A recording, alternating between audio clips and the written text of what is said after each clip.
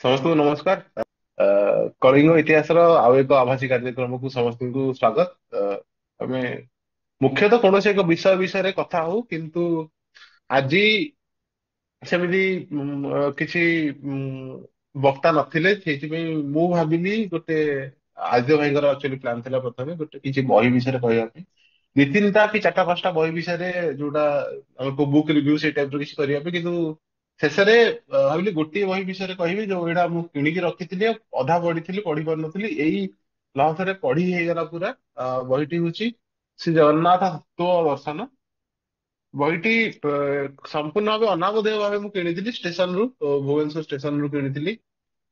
ଶ୍ରୀ ନିରାକାର ଦାସ ଅ, ସଂଗ୍ରହ କରିଛନ୍ତି ବହିଟିର। ସେ ଲେଖକ ବୋଲି ନିଜକୁ ଦାବି କରୁନାହାନ୍ତି, ସଂଗ୍ରାହକ କହିଛନ୍ତି। କାହିଁକି ଆମେ ପରେ ବୁଝିବା। ବହିଟି ଓରମାସ ଏବଂ ମିଶନ ଶକ୍ତି ଦ୍ଵାରା ପ୍ରେରିତ। ଜୟ ଜଗନ୍ନାଥ ପିଜି ଗ୍ରୁପ ଓ ଚାରଣ ଗୋଷ୍ଠୀଙ୍କ ଦ୍ଵାରା ଅ ସଚେଷ୍ଟାରେ ପ୍ରକାଶକ ଶ୍ରୀ ଜଗନ୍ନାଥ ଆଧ୍ୟାତ୍ମିକ ପୁସ୍ତକ ଭଣ୍ଡାର, ତେଲେଙ୍ଗା ବଜାର, କଟକ। ବହିଟିର ଉତ୍ସର୍ଗଟି ମତେ ବହୁତ ଭଲ ଲାଗିଲା। ଅତି ଗୋଟେ ସରଳ ଭାବେ ଲିଖିଛନ୍ତି। ତିନି ଲୋକର ପରମାରାଧ୍ୟ ଶ୍ରୀ ଜଗନ୍ନାଥଙ୍କ ପାଦପଦ୍ମରେ ମୋର ଏ ସୃଷ୍ଟିକୁ ସମର୍ପଣ କରୁଛି। ଏଇ ବହିଟି ଜଗନ୍ନାଥଙ୍କ ତତ୍ତ୍ୱ ବିଷୟରେ କିମ୍ବା ଦର୍ଶନ ବିଷୟରେ ଗୋଟେ ଉତ୍ତର ନୁହେଁ। ଏ ବହିଟି ଜଗନ୍ନାଥଙ୍କ ତତ୍ତ୍ୱ ଦର୍ଶନ ବିଷୟରେ ଗୋଟେ ଦୃଷ୍ଟିଭଙ୍ଗୀ। ମାନେ ଯେତେ ପ୍ରକାର ତତ୍ତ୍ୱ ବିଷୟରେ ଦୃଷ୍ଟିଭଙ୍ଗୀ ରହିଛି, ସବୁ ଗୁଡିକର ଗୋଟିଏ ସଂଗ୍ରହ। ସେ ସବୁକୁ ସଂଗ୍ରହ କରି ଲେଖକ ଆମକୁ ଥୋଇ ଦେଇଛନ୍ତି ଏଇଆ କହିବା ପାଇଁ ଯେ ଏଇ ସବୁ ଦୃଷ୍ଟିଭଙ୍ଗୀ ଅଛି। ବର୍ତ୍ତମାନ ତମ ଶ୍ରଦ୍ଧା, ନିଜ ଶ୍ରଦ୍ଧା, ନିଜ ଆଗ୍ରହ ହିସାବରେ ସେଇ ଦୃଷ୍ଟିଭଙ୍ଗୀରେ ଆହୁରି ଆଗକୁ ରିସର୍ଚ୍ଚ କରି ଚାଲ, କିମ୍ବା ଖୋଜି ଚାଲ, କିମ୍ବା ନିଜେ ଭାବି ଚାଲ, ନିଜେ ସଜ୍ଜନ ମାନଙ୍କ କୃପାରୁ ଆଉ କିଛି ପାଇ ଚାଲ, ଏବଂ ସେଇ ଦୃଷ୍ଟିଭଙ୍ଗୀରେ ତ ଜଗନ୍ନାଥଙ୍କୁ ଜାଣିବାକୁ ଚେଷ୍ଟା କର।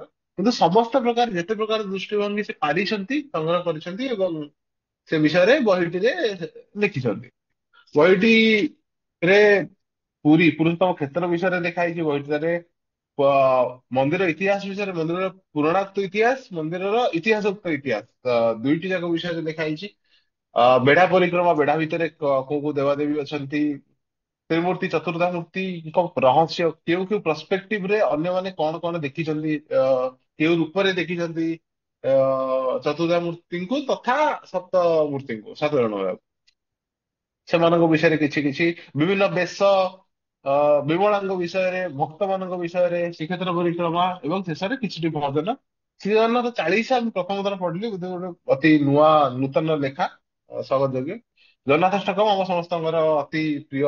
ଜଗନ୍ନାଥଷ୍ଟକମ୍ କଦାଚିତ୍ କାଳୀ ସଙ୍ଗୀତ କରିବ ସେଇ ଜଗନ୍ନାଥଷ୍ଟକମ୍ ସେ ଜଗନ୍ନାଥ ସ୍ତୁତିରେ ଗାଇଛନ୍ତି। ବହିଟି ଆରମ୍ଭ କରିଛନ୍ତି ପୁରୁଷୋତ୍ତମ କ୍ଷେତ୍ର ମହାତ୍ମ୍ୟ ବିଷୟରୁ। ବହିଟି ଆରମ୍ଭ ହେଇଛି ଆମ ସମସ୍ତଙ୍କର ସେଇ ପ୍ରିୟ ଶ୍ଲୋକ ବ୍ରହ୍ମାଣ୍ଡ ପୁରାଣରୁ। କେହି କପିଳ ସହିତ ମଧ୍ୟ ସାଇଟ୍ କରନ୍ତି। ଲେଖକ ଲେଖିଛନ୍ତି ବ୍ରହ୍ମାଣ୍ଡ ପୁରାଣରୁ, ବର୍ଷାଣ ଭାରତ ଶ୍ରେଷ୍ଠ ଦେଶ ଉତ୍କଳ ସୁତ, ଉତ୍କଳ ସମୋ ଦେଶ, ଦେଶ ନାସ୍ତି ମହିତବେ। ତାପରେ ଗୋଟେ ଶ୍ଲୋକ ଅଛି ଯୋଉଟା ମୋର ଅତି ପ୍ରିୟ, ମୁଁ ବହୁତ ଜାଗାରେ କହେବି। ସର୍ବେଶାଂ ଚୈବ ଦେବାନାଂ ରାଜା ଶ୍ରୀ ପୁରୁଷୋତ୍ତମ, ସର୍ବେଶାଂ ଚୈବ ଦେବା ସର୍ବେଶାଂ ଚୈବ କ୍ଷେତ୍ରାଣାଂ ରାଜା ଶ୍ରୀ ପୁରୁଷୋତ୍ତମ। ଏ କ୍ଷେତ୍ରର ନାଁ ହଉଛି ପୁରୁଷୋତ୍ତମ, କ୍ଷେତ୍ରର କ୍ଷେତ୍ରାଧିପତି ବା କ୍ଷେତ୍ରର ଦେବତାଙ୍କ ନାଁ ହଉଛି ପୁରୁଷୋତ୍ତମ। ଏଠି ରାଜା ପୁରୁଷୋତ୍ତମ, ଏଠି ରାଜ୍ୟ ପୁରୁଷୋତ୍ତମ, ସେଇ ଦୃଷ୍ଟିରୁ ଲେଖିଛନ୍ତି। ଆହୁରି ମଧ୍ୟ ଲେଖିଛନ୍ତି ପୁରୁଷୋତ୍ତମାତ୍ ପରଂ କ୍ଷେତ୍ରଂ ନାସ୍ତୈବ ପୃଥିବୀ ତଳେ ଭୂ ସ୍ୱର୍ଗ ବିଧି ବିଖ୍ୟାତ ଦେବାନାମପି ଦୁର୍ଲଭ। ଆଉ ପୁରୀର କାୟାକଳ୍ପ କେତେ, କୋଉଠୁ ଆରମ୍ଭ କୋଉଠୁ ଶେଷ, ଉତ୍ତରରେ କଣ, ଦକ୍ଷିଣରେ କଣ, ଇତ୍ୟାଦି ସେ ପରିଚୟ ବିଷୟରେ ଲେଖିଛନ୍ତି। ଅ ଏ ବିଷୟରେ ଅନ୍ୟାନ୍ୟ ଭକ୍ତି ଏ, ସ- ଭକ୍ତି ମୁଭମେଣ୍ଟ ଯେତେବେଳେ ଆରମ୍ଭ ହେଲା ସେଇ ସମୟରେ ଅନ୍ୟମାନେ କଣ କଣ ଲେଖିଛନ୍ତି ପୁରୀ ବିଷୟରେ, ସେଗୁଡାକୁ ମଧ୍ୟ ସ୍ଥାନ ଦେଇଛନ୍ତି। ଏବଂ ଅଷ୍ଟ ଶମ୍ଭୁଙ୍କ ବିଷୟରେ, ଅଷ୍ଟ କ୍ରୀଡ଼ାଙ୍କ ବିଷୟରେ, ଅଷ୍ଟ ମହାବୀରଙ୍କ ବିଷୟରେ, ସମସ୍ତଙ୍କ ବିଷୟରେ ଲେଖିଛନ୍ତି। ଯଦି ଅଷ୍ଟ ଶମ୍ଭୁ ହେଲେ ଲୋକନାଥ, ଦମେଶ୍ଵର, ମାର୍କଣ୍ଡେଶ୍ଵର, ଗୋପାଳମୋଚନ, ନୀଳକଣ୍ଠେଶ୍ଵର, ବାଟ ଲୋକନାଥ, ବନମ୍ବର, ଶଙ୍କରେଶ୍ଵର। ଅଷ୍ଟ ମହାବୀର ହେଲେ ସିଦ୍ଧ ମହାବୀର, ଦରିଆ ମହାବୀର, କାନମତା ମହାବୀର, ବର୍ଗୀ ହନୁମାନ, ପଷାଣୀ ମହାବୀର, ପଞ୍ଚମୁଖୀ ମହାବୀର, ସତ୍ୟ ମହାବୀର, ଶିରୁଳି ମହାବୀର, ଏଇଭଳିଆ ସମସ୍ତଙ୍କ ବିଷୟରେ ଲେଖିଛନ୍ତି। ଜଷ୍ଟ ଗୋଟେ ଷ୍ଟାର୍ଟିଂ ଟାଇପ ର। ଓଡିଆରେ ମଧ୍ୟ ଯେତିକି ଲେଖା ଅଛି ସେଇ ସବୁକୁ ମଧ୍ୟ ସ୍ଥାନ ଦେଇଛନ୍ତି। ଭାବ ସମୁଦ୍ରରେ ଭକ୍ତ କବି ବଳରାମ ଦାସଙ୍କ ଭାବ ସମୁଦ୍ରରେ ଲେଖା ହେଇଛି। କାହୁ ଭିଆଇ ଲ କ୍ଷେତ୍ର ତୋହର, ଚଉଦ ଭୁବନ ମଧ୍ୟ ବାହାର, ନାଥ ତୋ କ୍ଷେତ୍ରରେ ସାନ ବଡ ନାହିଁ, ବ୍ରାହ୍ମଣ ଚଣ୍ଡାଳ ଦେଶରୀ ଦୁଇ। ଏ କ୍ଷେତ୍ରରେ ବ୍ରାହ୍ମଣ ଚଣ୍ଡାଳ ମିଶିକି ମହାପ୍ରସାଦ ଭକ୍ଷଣ କରନ୍ତି, ସେଇ ବିଷୟରେ ମଧ୍ୟ ସମ୍ୟକ ଭାବେ ପ୍ରଥମ ଅଧ୍ୟାୟରେ ଲେଖିଛନ୍ତି। ପରେ ମଧ୍ୟ ଲେଖିଛନ୍ତି। ଆଉ ହଁ, ସେଇ ବ୍ରହ୍ମ ପୁରାଣରେ ଗୋଟେ ବିରାଟ ବଡ ଶ୍ଲୋକ ଅଛି ପୁରୀ ବିଷୟରେ। ପୁରୀ କେତେ ଏ, ପୁରୀର ମହାତ୍ମ୍ୟ କଣ, ପୁରୁଷୋତ୍ତମ କ୍ଷେତ୍ର ବା ପୁରୁଷୋତ୍ତମ କ୍ଷେତ୍ରର ମହାତ୍ମ୍ୟ କଣ, ସେଇ ବିଷୟରେ ସମ୍ୟକ ଲେଖିଛନ୍ତି ପୁରା। ତଥା ସର୍ବେଶ୍ୱର ବିଷ୍ଣୁ ସର୍ବଲୋକତ୍ତମୋତ୍ତମ ତଥା ସମସ୍ତ ତୀର୍ଥାନଂ ବରିଷ୍ଠ ପୁରୁଷୋତ୍ତମ। ମାନେ ଈଶ୍ୱରଙ୍କ ମଧ୍ୟରେ ବିଷ୍ଣୁ ଯେମିତି ସର୍ବୋତ୍ତମ, କ୍ଷେତ୍ର ମଧ୍ୟରେ ପୁରୁଷୋତ୍ତମ ବା ପୁରୀ ସେମିତି ଉତ୍ତମ। ବର୍ଣ୍ଣନାଂ ବ୍ରାହ୍ମଣ ଯଦ୍ ବୈନତେୟ ପକ୍ଷୀଣାମ୍ ତଥା ସମସ୍ତ ତୀର୍ଥାନଂ ବରିଷ୍ଠ ପୁରୁଷୋତ୍ତମ। ବର୍ଣ୍ଣ ଚତୁର୍ବର୍ଣ୍ଣରେ ବ୍ରାହ୍ମଣ ମାନେ ଯେମିତି ଶ୍ରେଷ୍ଠ, ପକ୍ଷୀ ମାନଙ୍କ ମଧ୍ୟରେ ବୈନତେୟ, ବୈନତେୟ ମାନେ ଗରୁଡ ଯୋଉଭଳିଆ ଶ୍ରେଷ୍ଠ, ସେଇଭଳିଆ ପୁରୀ ସେଇଭଳିଆ ଶ୍ରେଷ୍ଠ, ଇତ୍ୟାଦି ଇତ୍ୟାଦି। ଏଠି ଆଉ ଗୋଟେ ଶ୍ଲୋକ ଲେଖକ ଲେଖି ନାହାନ୍ତି, ମୋର ଅତି ପ୍ରିୟ ଶ୍ଲୋକଟି ବୋଲି ମୁଁ କହିଦଉଛି। ଏ ବାରାଣାସ୍ୟା ଜଳେ ମୁକ୍ତି କାଶୀଣାଂ ଜଳେ ସ୍ଥଳେ, ଜଳେ ସ୍ଥଳେ ଚ ଅନ୍ତରିକ୍ଷ ମୁକ୍ତିସି ପୁରୁଷୋତ୍ତମେ। ପୁରୁଷୋତ୍ତମ କ୍ଷେତ୍ରରେ ଜଳେ ସ୍ଥଳେ ଏବଂ ଅନ୍ତରିକ୍ଷରେ ପବନରେ ମଧ୍ୟ ମୁକ୍ତିର ତତ୍ଵ ରହିଛି, ସେ ବିଷୟରେ କୁହାଯାଏ। ତାପରେ ଲେଖକ ଆସିଛନ୍ତି ପୌରାଣିକ ତଥା ଐତିହାସିକ ହିସାବରେ। ଏଇଟା ମାନେ ଅତି ଇମ୍ପୋର୍ଟାଣ୍ଟ ବିଷୟଟି ମୁଁ କହିବି।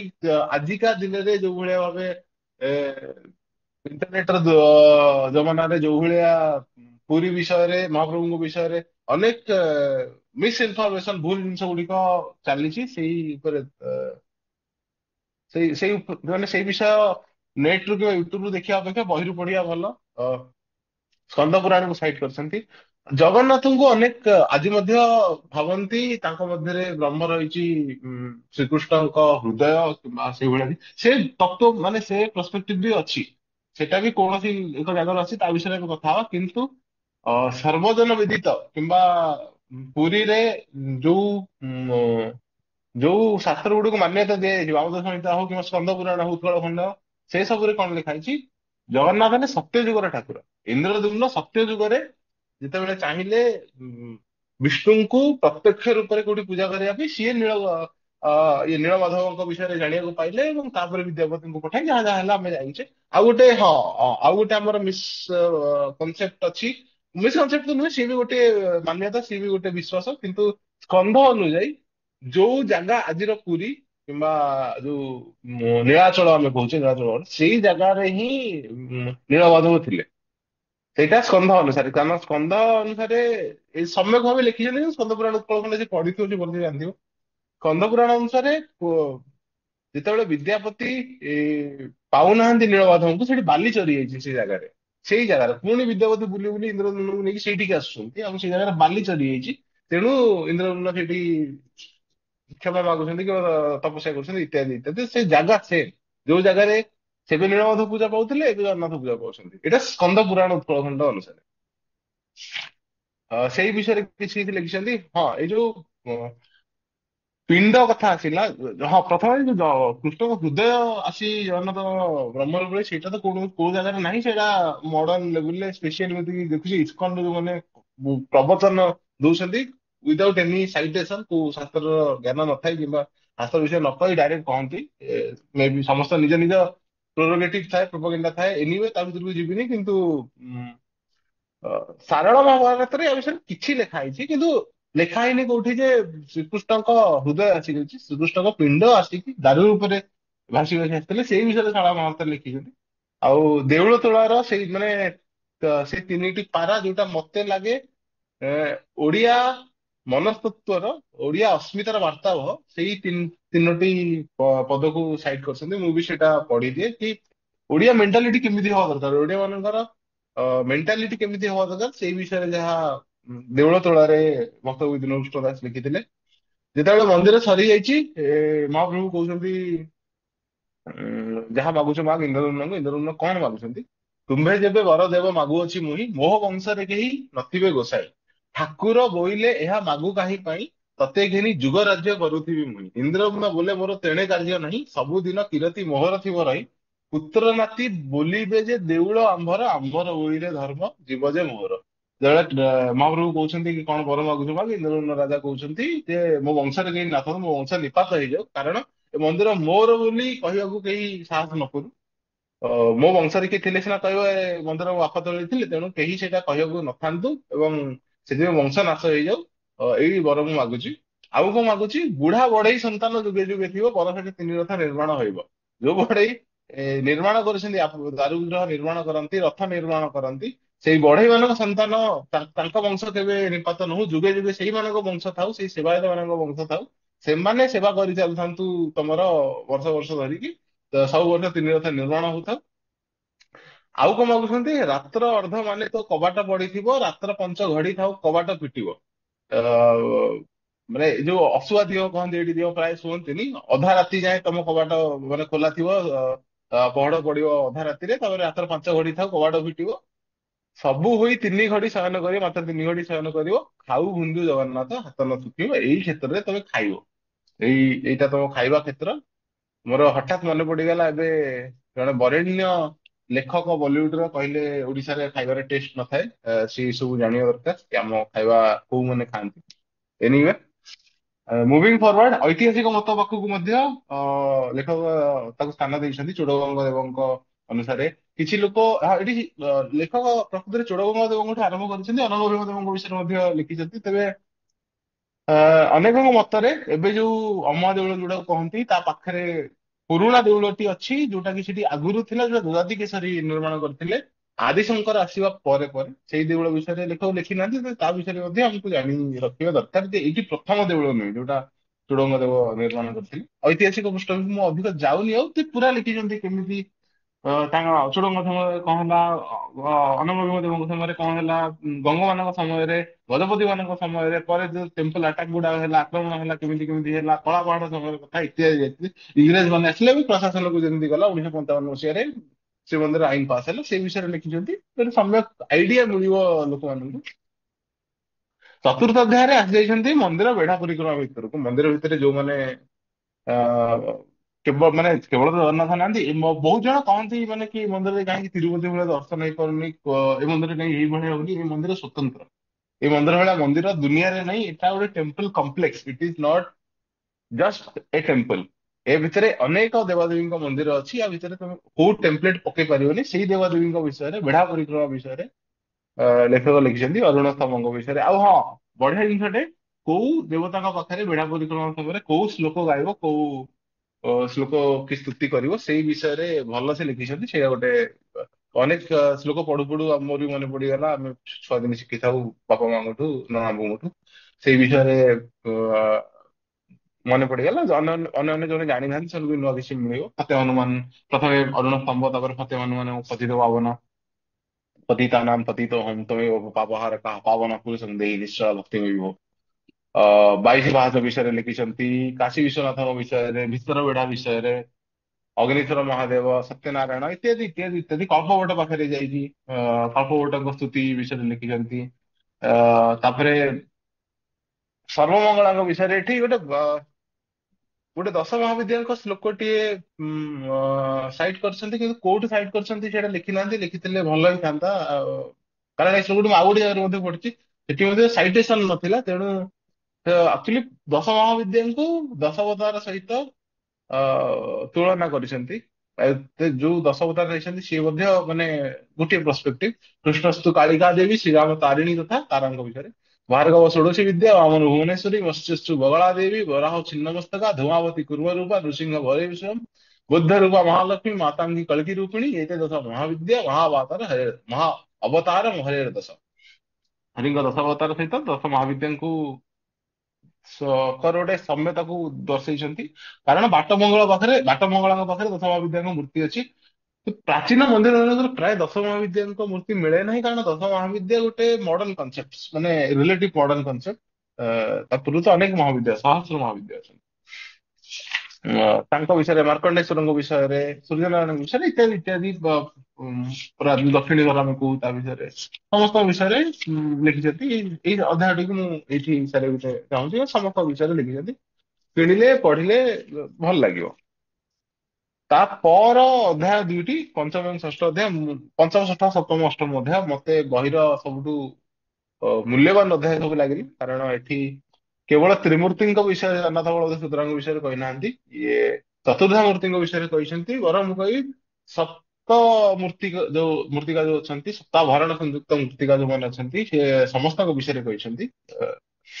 ସାତଟି ମୂର୍ତ୍ତିକା କିଏ କିଏ? ସପ୍ତାଭରଣ ସଂଯୁକ୍ତ ନୀଳାଦ୍ରି ମଣ୍ଡପବରମ୍, ଶ୍ରୀଭୂ ମାଧବ ଚକ୍ରସ୍ଥ ଚକ୍ରି ହଳି ଚକ୍ରୀ ଭଦ୍ରା ହଳି କ୍ରମ। ଏକ କ୍ରମରେ ଯଦି ଆମେ ଆମର ଦର୍ଶନ କଲାବେଳେ ଡାହାଣ ପଟୁ ଦେଖିବା, ଶ୍ରୀଦେବୀ, ଭୂଦେବୀ, ମାଧବ। ମାଧବ ଯିଏ ଦୁର୍ଗା ମାଧବ ଉପାସନାରେ ଦୁର୍ଗା ମାଧବଙ୍କ ସାମ୍ନା ରସ ପାଇଁ ଯାଆନ୍ତି, ମାଧବ। ତାପରେ ଚକ୍ର, ଚକ୍ର ମାନେ ଆମ ସୁଦର୍ଶନ ମହାରାଜ। ତାପରେ ଚକ୍ରୀ, ଚକ୍ରୀ ମାନେ ସ୍ୱୟଂ ମହାପ୍ରଭୁ ଜଗନ୍ନାଥ। ଅ, ତାଙ୍କ ପାଖରେ ଭଦ୍ରା ମାନେ ମା ସୁଭଦ୍ରା। ତାପରେ ବଡ ବଡ ସାମନ୍ତ, ହଳି ମାନେ ମହାପ୍ରଭୁ ବଳଭଦ୍ର। ଏଇ କ୍ରମରେ 7 ଜଣ ଥାନ୍ତି, ସେ 7 ଜଣଙ୍କ ବିଷୟରେ ଲେଖିଛନ୍ତି।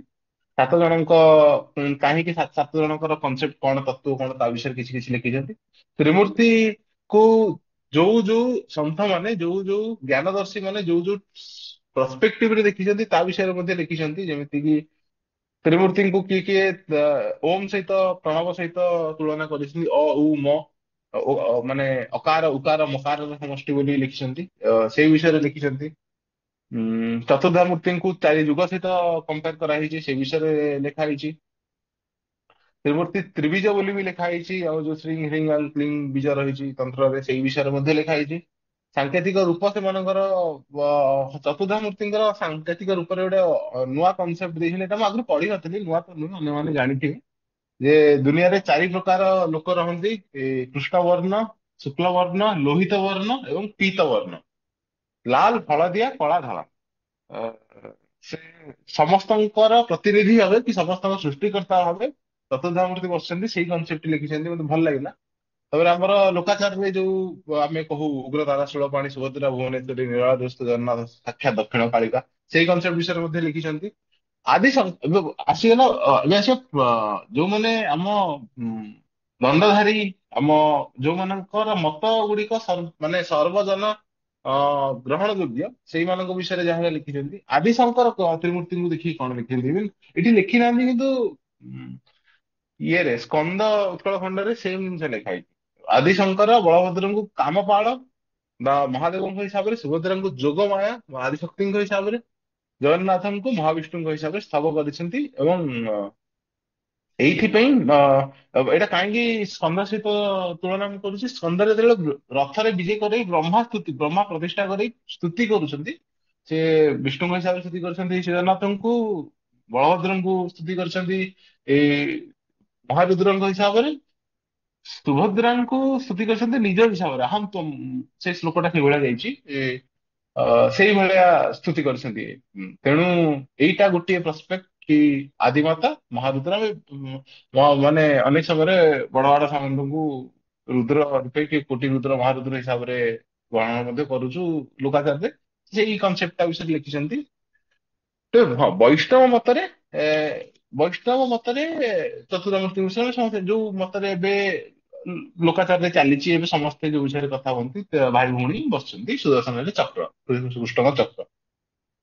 ସାଙ୍କେତିକ ରୂପରେ ଆହୁରି ମଧ୍ୟ ଲେଖିଛନ୍ତି ଜଗନ୍ନାଥକୁ, ଜକାରାସ୍ତ ଜଗନ୍ନାଥ, ଗକାର ବଳଦେବ କହ, ଭଦ୍ରା ନକାର ଭବେନ, ଥକାରାସ୍ତ ସୁଦର୍ଶନ। ଏଇଭଳିଆ ମଧ୍ୟ ଲେଖିଛନ୍ତି।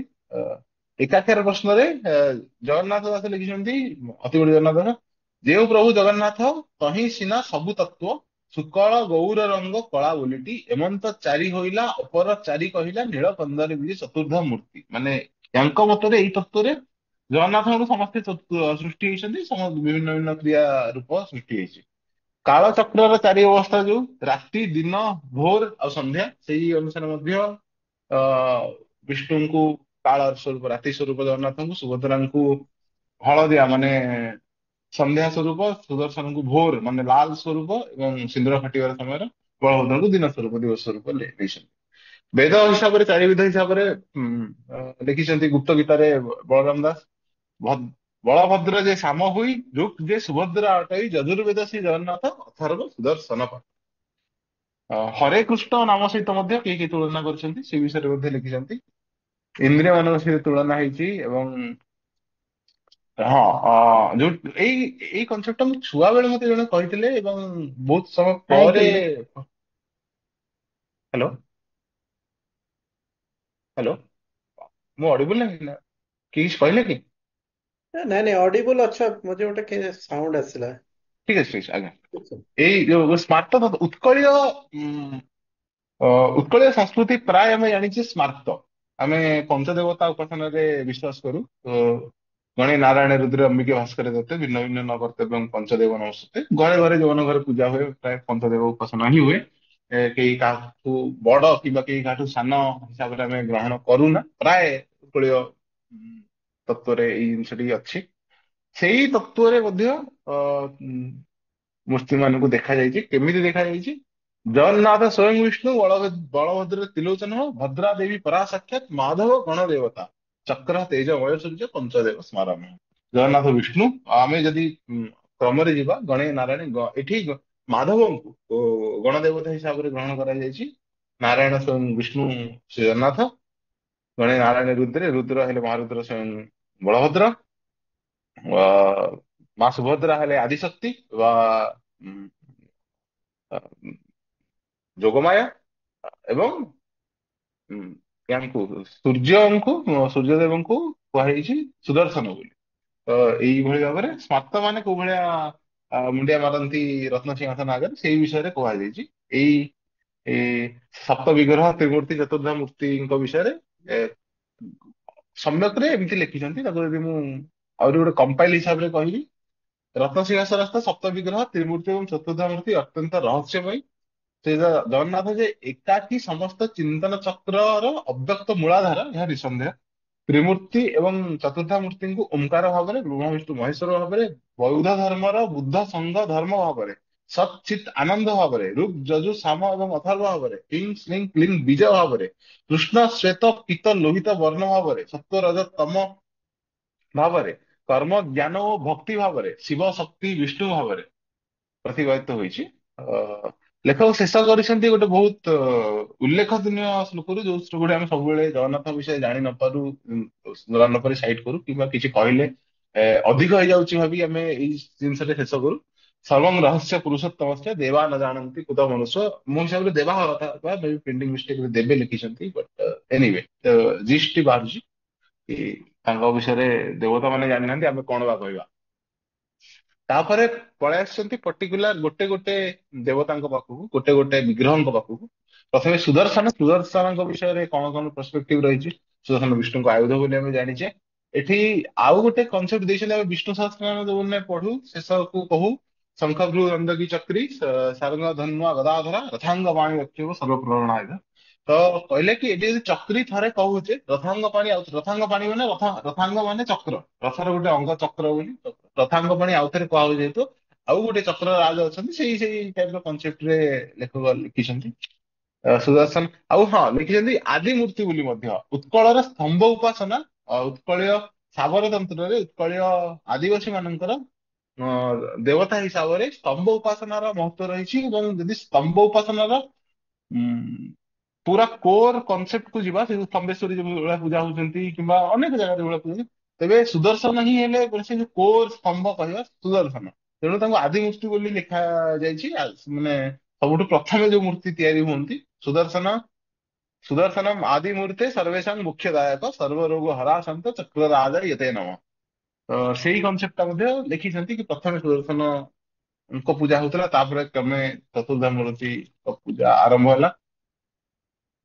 ତାପରେ ଏଠି ବହୁତ ଗୁଡେ ପୁରାଣ ତ କାହାଣୀ ମାନ ଲେଖିଛନ୍ତି, ଯୋଉ ତପସ୍ୱୀ ହନୁମାନଙ୍କ ବିଷୟରେ, ଯୋଉଠି ହନୁମାନ ସୁଦର୍ଶନ ଗର୍ଭବନ୍ଧନ କରିଥିଲେ ଅଷ୍ଟାଭୁଜ ହେଇ, ସେଇ ସବୁ ବିଷୟରେ ସେଇ ସବୁ କାହାଣୀ ମାନ ରହିଛି। ସୁଦର୍ଶନ ହଁ ଗୋଟେ ଜଗନ୍ନାଥ ଚେତନା ଉଦ୍ଭବ ବିକାଶ ପୁସ୍ତକ ବୋଲି ଗୋଟେ ପୁସ୍ତକ ଅଛି, ଯୋଉ ମୁଁ ତ ପଢିନି, ତା ବିଷୟରେ ଏଠି ସାଇଡ କରିଛନ୍ତି ବୋଲି କହୁଛି। ଆମେ ସମସ୍ତେ ଜାଣିଛୁ, ମାନେ ପରଶୁରାମେଶ୍ୱର ଯାଇଥିବେ କିମ୍ବା ଭୁବନେଶ୍ୱରରେ ଓଲ୍ଡ ଟାଉନରେ ପ୍ରତି ଦେଉଳରେ ଯଦି ଲାକୁଳି ନୃସିଂହଙ୍କ ଇମେଜ ମିଳିବ, ଲାକୁଳି ସାଙ୍କ ମୂର୍ତ୍ତି ମିଳିବ ପାର୍ଶ୍ୱ ଦେବତା ହିସାବରେ, ସେଠି ଲାକୁଳି ସେ ଲକୁଳ ଧରିଥିବେ ଗୋଟେ ମେଜ, ମାନେ ଏଟା ଗଦା ନୁହେଁ କି ମୁଦ୍ଗର ନୁହେଁ, ଗୋଟେ ଦଣ୍ଡ ଭଳିଆ ମୋଟା। ଲାକୁଳି ସାଙ୍କୁ ଶୈବତନ୍ତ୍ରରେ କୁହାଯାଏ ଶିବଙ୍କ ଅବତାର। ତେଣୁ ସେଇ ଅନୁସାରେ ଏଠି ସେଠି ସିଏ କମ୍ପେୟାର କରିଛନ୍ତି, ଇଏ ହୁଏତ ବଳଭଦ୍ରଙ୍କ ଅ, ଆୟୁଧ ହୋଇପାରନ୍ତି। ସେଇ ସେଇ କନସେପ୍ଟରେ ଗୋଟେ ନୂଆ କନସେପ୍ଟ ତା ବିଷୟରେ ଏ, ଭଲସେ ଲେଖିଛନ୍ତି ପୁରା। ଏବେ ଶେଷରେ ସେଇ ଜିନିଷ ଲେଖିଛନ୍ତି କି ସମସ୍ତ ଆଲୋଚନାର ସୁଦର୍ଶନ ସମ୍ବନ୍ଧୀୟ ସାମାନ୍ୟ ସୂଚନା ଦେଉଛି। ରତ୍ନ ସିଂହାସନସ୍ଥ ଚତୁର୍ଦ୍ଧା ମୂର୍ତ୍ତି କୌଣସି ସିଦ୍ଧାନ୍ତ ବା ସ୍ୱୟଂ ସମ୍ପୂର୍ଣ୍ଣ ବା ଅପରିବର୍ତ୍ତନୀୟ ନୁହନ୍ତି। ତେଣୁ ସୁଦର୍ଶନ ଅତୀବ ରହସ୍ୟମୟ, ତାହା ହିଁ ଜଗନ୍ନାଥ ଚେତନାର ବୈଶିଷ୍ଟ୍ୟ। ରହସ୍ୟମୟୀ ମା ସୁଭଦ୍ରାଙ୍କ ବିଷୟରେ, ସୁଭଦ୍ରା କିଏ ୟା ବିଷୟରେ ବହୁତ ଜଣ ବହୁତ ହିସାବରେ ଲେଖିଛନ୍ତି। ଆଉ ସବୁଠୁ ବଡ ଚାପ୍ଟର ବୋଧେ ଏଇଟା ହିଁ ଲେଖିଛନ୍ତି, ମାନେ ଅଲଗା ସାଇଟେସନ ହିସାବରେ ଯେତିକି ସାଇଟେସନ ଦେଇଛନ୍ତି ମତେ ବହୁତ ଭଲ ଲାଗିଲା ପଢିକି। ତ ପ୍ରଥମେ କହିଦେଇଛି ବ୍ରହ୍ମା ସ୍ତୁତି କରିଛନ୍ତି ନିଜ ହିସାବରେ, ତେଣୁ ସୁଦର୍ଶନ କଣ ବ୍ରହ୍ମା ସେ ବିଷୟରେ ସାରଳା ମହାଭାରତରୁ ନେଇଛନ୍ତି। ଜଗନ୍ନାଥ ରୂପେ ହରି ବିଜୟ କରିବେ, କଳିଯୁଗେ ନରଙ୍କର ଦୁଷ୍କୃତ ହରିବେ, ଗତ ଦୋଷ ଉପେକ୍ଷା କରିବେ ଦେବ ହରି, ବ୍ରହ୍ମା ବସିବେ ସଙ୍ଗେ ସୁଭଦ୍ର ରୂପ ଧରିବେ। ସାରଳା ମହାଭାରତର ଲେଖା, ସାରଳା ମହାଭାରତ ହିସାବରେ ସେ ବ୍ରହ୍ମା ଏକେଇ ରୂପ ମୂର୍ତ୍ତି ଚାରି ରୂପ ହୋଇ ଜଗନ୍ନାଥ ବଳଦ ସୁଭଦ୍ରା ସୁଦର୍ଶନ। ଯଶୋବନ୍ତ ଦାସ ପଞ୍ଚସଖା ମଧ୍ୟରୁ ଅନ୍ୟତମ, ପ୍ରେମ ଭକ୍ତି ବ୍ରହ୍ମ ଗୀତାରେ ଲେଖିଛନ୍ତି, ଏ ଦୋଷରୁ ବିଧାତା ତୁ ସ୍ତ୍ରୀ ରୂପ ହୁଅ, ବେନି ପୁରୁଷ ମଧ୍ୟରେ ତୁ ହିଁ ବସିଥାଅ, ସୁଭଦ୍ରା ନାମ ମହିଣ ନୀଳାଚଳ ବାସ, ବିଷ୍ଣୁ ଦକ୍ଷିଣ ଅନନ୍ତ ଦେବ ବାମ ପାଶ। ବିଷ୍ଣୁଙ୍କ ଦକ୍ଷିଣରେ ଏବଂ ଅନନ୍ତଙ୍କ ବାମ ପାଶରେ ବସ, ମଧ୍ୟରେ ବସିବୁ ଯୁବତୀ ରୂପ ଧରି, କର କର୍ଣ୍ଣ ଅଞ୍ଚଳକୁ ହୃଦୟ ଗୁପ୍ୟ କରି। କର ଏବଂ କାନ ନାହିଁ, ସେଇ ସେଇ କନସେପ୍ଟ ଲେଖିଛନ୍ତି। କୋଉ କଣ ଯୋଉ ଏ ଦୋଷରୁ କୋଉ ଦୋଷରୁ କିଛି ସ୍ତ୍ରୀ ଲୋକ ହବ ବୋଲି ସେ ବିଷୟରେ ଡିଟେଲ ଲିଖିଛନ୍ତି, ସେଗୁଡାକ ପଢିଲେ ବେଶୀ ଟାଇମ ଯିବ, ତ ଲିଖୁନି। ସେଇଟା ଗୋଟେ କନସେପ୍ଟ କି ସୁଭଦ୍ରାଙ୍କୁ ବ୍ରହ୍ମ ରୂପରେ ମଧ୍ୟ ସ୍ତୁତି କରାଯାଇ ପାରିବ। ସୁଭଦ୍ରା କଣ ଭଗିନୀ, ଯୋଉଟା ଆମେ ନର୍ମାଲି ବିଶ୍ୱାସ କରୁ, ସେଇ ବିଷୟରେ ମଧ୍ୟ ଭଲସେ ଲେଖିଛନ୍ତି। କୃଷ୍ଣ ଅବତାର ହିଁ ରୋହିଣୀ ଗର୍ଭ ସମ୍ଭବା, କାହିଁକି ଭଗିନୀ ସେଇ ବିଷୟରେ ଭଲସେ ଲେଖିଛନ୍ତି। କୃଷ୍ଣ ଉପାସନାର ପ୍ରାଧାନ୍ୟ ପ୍ରତିଷ୍ଠିତ ହେବାରୁ ଜଗନ୍ନାଥଙ୍କ ଦ୍ୱାପର ଯୁଗରେ କୃଷ୍ଣ ବଳଭଦ୍ରଙ୍କୁ ରୋହିଣୀ ପୁତ୍ର ବଳରାମ, ସୁଭଦ୍ରାଙ୍କୁ ରୋହିଣୀ କନ୍ୟା ତଥା ବଳରାମଙ୍କ ସହୋଦର ଭାବେ ଗ୍ରହଣ କରାଯାଇଛି, ସେଇ ବିଷୟରେ ଲେଖିଛନ୍ତି ଡିଟେଲ। ତ୍ରାହିମାଂ ପଦ୍ମପତ୍ରାକ୍ଷୀ କାତ୍ୟାୟୀ ନମସ୍ତେ ବଳଦେବସ୍ୟ ଭଗିନୀ ସୁଭଦ୍ରା ବରଦା ଶିବା, ସେଇ ବିଷୟରେ ଲେଖିଛନ୍ତି। ସୁଭଦ୍ରା କଣ ହଁ, ଏବେ ଆହୁରି କନସେପ୍ଟ ଆମେ ନର୍ମାଲି ଭାବିଦଉ କି ଅନ୍ୟ ମତ ଯୋଉ ବ୍ରହ୍ମା ବିଷୟରେ କଥା ହେଲେ, ବ୍ରହ୍ମାଙ୍କ ମତ ବିଷୟରେ ସେଟା ସବୁ ସ୍ମାର୍ତ ମତ ଏବଂ ବୈଷ୍ଣବ ମତରେ ଭଗିନୀ। ତେବେ ନୂଆ କଥାଟି ହଉଛି ବୈଷ୍ଣବ ମତରେ ମଧ୍ୟ ଚାରି ପ୍ରକାର ମତ ଅଛି। ଗୋଟେ ହେଲା ଭଗିନୀ, ଆଉ ଗୋଟେ ହେଲା ସୁଭଦ୍ରା କଣ ଶ୍ରୀରାଧା। ଗୌଡୀୟ ବୈଷ୍ଣବଙ୍କ ମତରେ ସୁଭଦ୍ରା ହେଉଛନ୍ତି ବୃଷଭାନୁ କିଶୋରୀ ଶ୍ରୀରାଧା। ଶିବଦାସଙ୍କ ରାଧା ରସାମୃତ ଗୀତାରେ ଶ୍ରୀଜଗନ୍ନାଥଙ୍କୁ ବୀର କିଶୋର ଶ୍ରୀକୃଷ୍ଣ, ସୁଭଦ୍ରାଙ୍କୁ ବୀର କିଶୋରୀ ଶ୍ରୀରାଧା ବୋଲି ପ୍ରତିପାଦିତ କରାଯାଇଛି। କିଶୋର କିଶୋରୀ ରୂପ ସେହି ଅଙ୍ଗେ ଅଛି, କପଟରେ ଚତୁର୍ଦ୍ଧା ମୂରତି ସେ ହୋଇଛି, ଜ୍ୟେଷ୍ଠ ବଳରାମ ଯେ କନିଷ୍ଠ ଜଗନ୍ନାଥ, ଯେଉଁ ରାଧା ସୁଭଦ୍ରାଟି ନାମେ ତାର ଖ୍ୟାତ। ମନ୍ମଥ ଚନ୍ଦ୍ରିକାରେ ଅଚ୍ୟୁତାନନ୍ଦ ଲେଖିଛନ୍ତି, ସୁଭଦ୍ରାଟି ରଙ୍ଗ ଦେବୀ ରାଧା ରଙ୍ଗେଶ୍ୱରୀ, ମଧ୍ୟରେ ବିଜୟ ମାତ ଶୂନ୍ୟ ରୂପ ଧରି। ଏଇ କନସେପ୍ଟ ବିଷୟରେ ମଧ୍ୟ ଲେଖିଛନ୍ତି। ଅ, ଉମ୍, ଆହୁରି ଗୋଟେ କନସେପ୍ଟ ପୁଣି କଣ ଚାରିଟି କନସେପ୍ଟ କହିଲି ଗୌଡୀୟ ମାନେ ଯୋଉ ବୈଷ୍ଣବ ମତରେ। ଗୌଡୀୟ ବୈଷ୍ଣବ ଭିତରେ ଆମେ କହିଲି ଉତ୍କଳୀୟ ବୈଷ୍ଣବ ମାନଙ୍କ ମତରେ ସୁଭଦ୍ରା ହେଉଛନ୍ତି ମହାଲକ୍ଷ୍ମୀ। କାହିଁକି? ନୀଳାଦ୍ରି ମହୋଦୟରେ ସୁଭଦ୍ରାଙ୍କୁ ମହାଲକ୍ଷ୍ମୀ ବୋଲି ସମ୍ବୋଧନ କରାଯାଇଛି। ରୁଦ୍ରାଣୀ ରୁଦ୍ର ରୂପାୟ କାଳରାତ୍ରେ ନମୋ ନମ, ବୈଷ୍ଣବ୍ୟ ବୈଷ୍ଣୁ ରୂପାୟ ମହାଲକ୍ଷ୍ମୀ ନମୋ ନମ, ସ୍ତ୍ରୀ ରୂପେଣ ନମସ୍ତୁତେ ସୁଭଦ୍ରେ ତ୍ୱାଂ ନମାମ୍ୟହಂ ସାକ୍ଷାତ ବ୍ରହ୍ମ ସ୍ୱରୂପ ତ୍ୱଂ ଜଗଦମ୍ବେ ନମସ୍ତେ। ସ୍କନ୍ଧ ପୁରାଣରେ ଲେଖା ହେଇଛି, ଦକ୍ଷିଣ ପାର୍ଶ୍ୱ ସ୍ଥିତାଂ ଚାସ୍ୟ ଲକ୍ଷ୍ମୀ ସୁଲକ୍ଷଣାଂ, ତୈରୋର୍ମଧ୍ୟ ସ୍ଥିତାଂ ଲକ୍ଷ୍ମୀ ସୁଭଦ୍ରା ଭଦ୍ର ରୂପିଣ। ୟା ଛଡା ଏଠି ଲେଖକ ବିଷ୍ଣୁ ରହସ୍ୟ ବିଷୟରେ ଲେଖିନାହାନ୍ତି। ବିଷ୍ଣୁ ରହସ୍ୟରେ ମଧ୍ୟ ସେମ ଜିନିଷ ଲେଖା ହେଇଛି ଯେ ସିଏ ମହାଲକ୍ଷ୍ମୀ ବୋଲି। ଏଇଟା ବୈଷ୍ଣବ ମତରେ ଆଉ ଗୋଟିଏ ମତ ଅଛି, ଅ ଯୋଉଟା ଶଙ୍କରାଚାର୍ଯ୍ୟଙ୍କ ମତ। ଅ ସେଇଠି ହଉଛି ଜଗନ୍ନାଥ ଏ ଯୋଉ ସୁଭଦ୍ରା ହେଲେ ଆଦି ମାୟା, ଯୋଗ ମାୟା। ମାନେ ଜଗନ୍ନାଥଙ୍କ କ୍ରିୟା ଶକ୍ତି ହେଲେ ସୁଭଦ୍ରା। ଏଇ ମତଟି ମଧ୍ୟ ରହିଛି। ଯୋଗ ମାୟା ପରାଂ ନିତ୍ୟଂ ସୁଭଦ୍ରା ମହୁରୂପିଣୀ, ନିର୍ଗୁଣା ବିଷ୍ଣୁ ମାୟା ଅଛି ନାଦ ବିଦ୍ୟା ବୈଶ୍ୱର। ଆମେ ହଁ, ବ୍ରହ୍ମା କଣ ସ୍ତୁତି କରିଥିଲେ କହିଲି। ପ୍ରଥମେ ଯେତେବେଳେ ଏଇଠୁ ପାତାଳିରୁ ଆଣି ଶଙ୍କରାଚାର୍ଯ୍ୟ ସ୍ଥାପନ କଲେ ଚତୁର୍ଦ୍ଧା ବିଗ୍ରହଙ୍କୁ, ସେ ସମୟରେ ସିଏ କଣ ସ୍ତୁତି କରିଥିଲେ, ସେଇଥିରୁ ସିଏ ସୁଭଦ୍ରାଙ୍କୁ ଯାହା ସ୍ତୁତି କରିଥିଲେ, ଜୟଭଦ୍ରେ ସୁଭଦ୍ରେ ତଂ ସର୍ବେଷାଂ ଭଦ୍ରଦାୟିନୀ ଭଦ୍ରା ଭଦ୍ର ସ୍ୱରୂପାତଂ ଭଦ୍ର କାଳୀ ନମୋସ୍ତୁତେ, ତ୍ୱଂ ମାତା ଜଗଦାଂ ଦେବୀ ପିତା ନାରାୟଣ ହଂସ, ସ୍ତ୍ରୀ ରୂପେ ସର୍ବମେତଂ ପୁଂ ରୂପେ ଜଗଦୀଶ୍ଵର। ଏଇଟା ଶଙ୍କରାଚାର୍ଯ୍ୟ କୃତ ସ୍ତୁତି। ସପ୍ତଚଣ୍ଡୀ ଚଣ୍ଡୀରେ ମଧ୍ୟ ଲେଖା ହେଇଛି, ବିଷ୍ଣୁ ମାୟତି ଯାହା ଦେବୀ ସୂକ୍ତରେ ମଧ୍ୟ ଯାହା ଦେବୀ ସର ଭୂତେଷୁ ବିଷ୍ଣୁ ମାୟେତି ଶବ୍ଦିତା ନମସ୍ତେ ନମସ୍ତେ ନମସ୍ତେ ନମଃ। ବିଷ୍ଣୁଙ୍କ ମାୟା ଶକ୍ତି ବା ଜଡ ଚେତନାର ଯୋଉ କନସେପ୍ଟ, ପୁରୁଷ ପ୍ରକୃତିର ଯୋଉ କନସେପ୍ଟ, ସେଇ କନସେପ୍ଟ ଅନୁସାରେ ସୁଭଦ୍ରା ହେଲେ ବିଷ୍ଣୁଙ୍କ ମାୟା ଶକ୍ତି। ଏଇଟା ଆଦିଶଙ୍କରଙ୍କ ଅଭିମତ।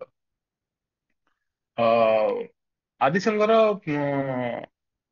ସୁଭଦ୍ରାଙ୍କୁ ପୁଣି ଆହୁରି ମଧ୍ୟ ପ୍ରାର୍ଥନା କରିଥିଲେ ଶଙ୍କରାଚାର୍ଯ୍ୟ। ମଧ୍ୟ ଦେବୀ ପରାତ୍ପରା ଭଗବତୀ ଯା ପ୍ରକୃତି ରୂପିଣୀ ନିର୍ଲିପ୍ତା ଗୁପ୍ତ ଦେହା ତ୍ରିଜଗତ ଜନନୀ ସୂକ୍ଷ୍ମ ରୂପା ବିଚିତ୍ରା। ତ ଏଇ ମତ ଅନୁସାରେ ସୁଭଦ୍ରା ହେଲେ ସ୍ୱୟଂ ଯୋଗମାୟା ବା ଆଦିଶକ୍ତି।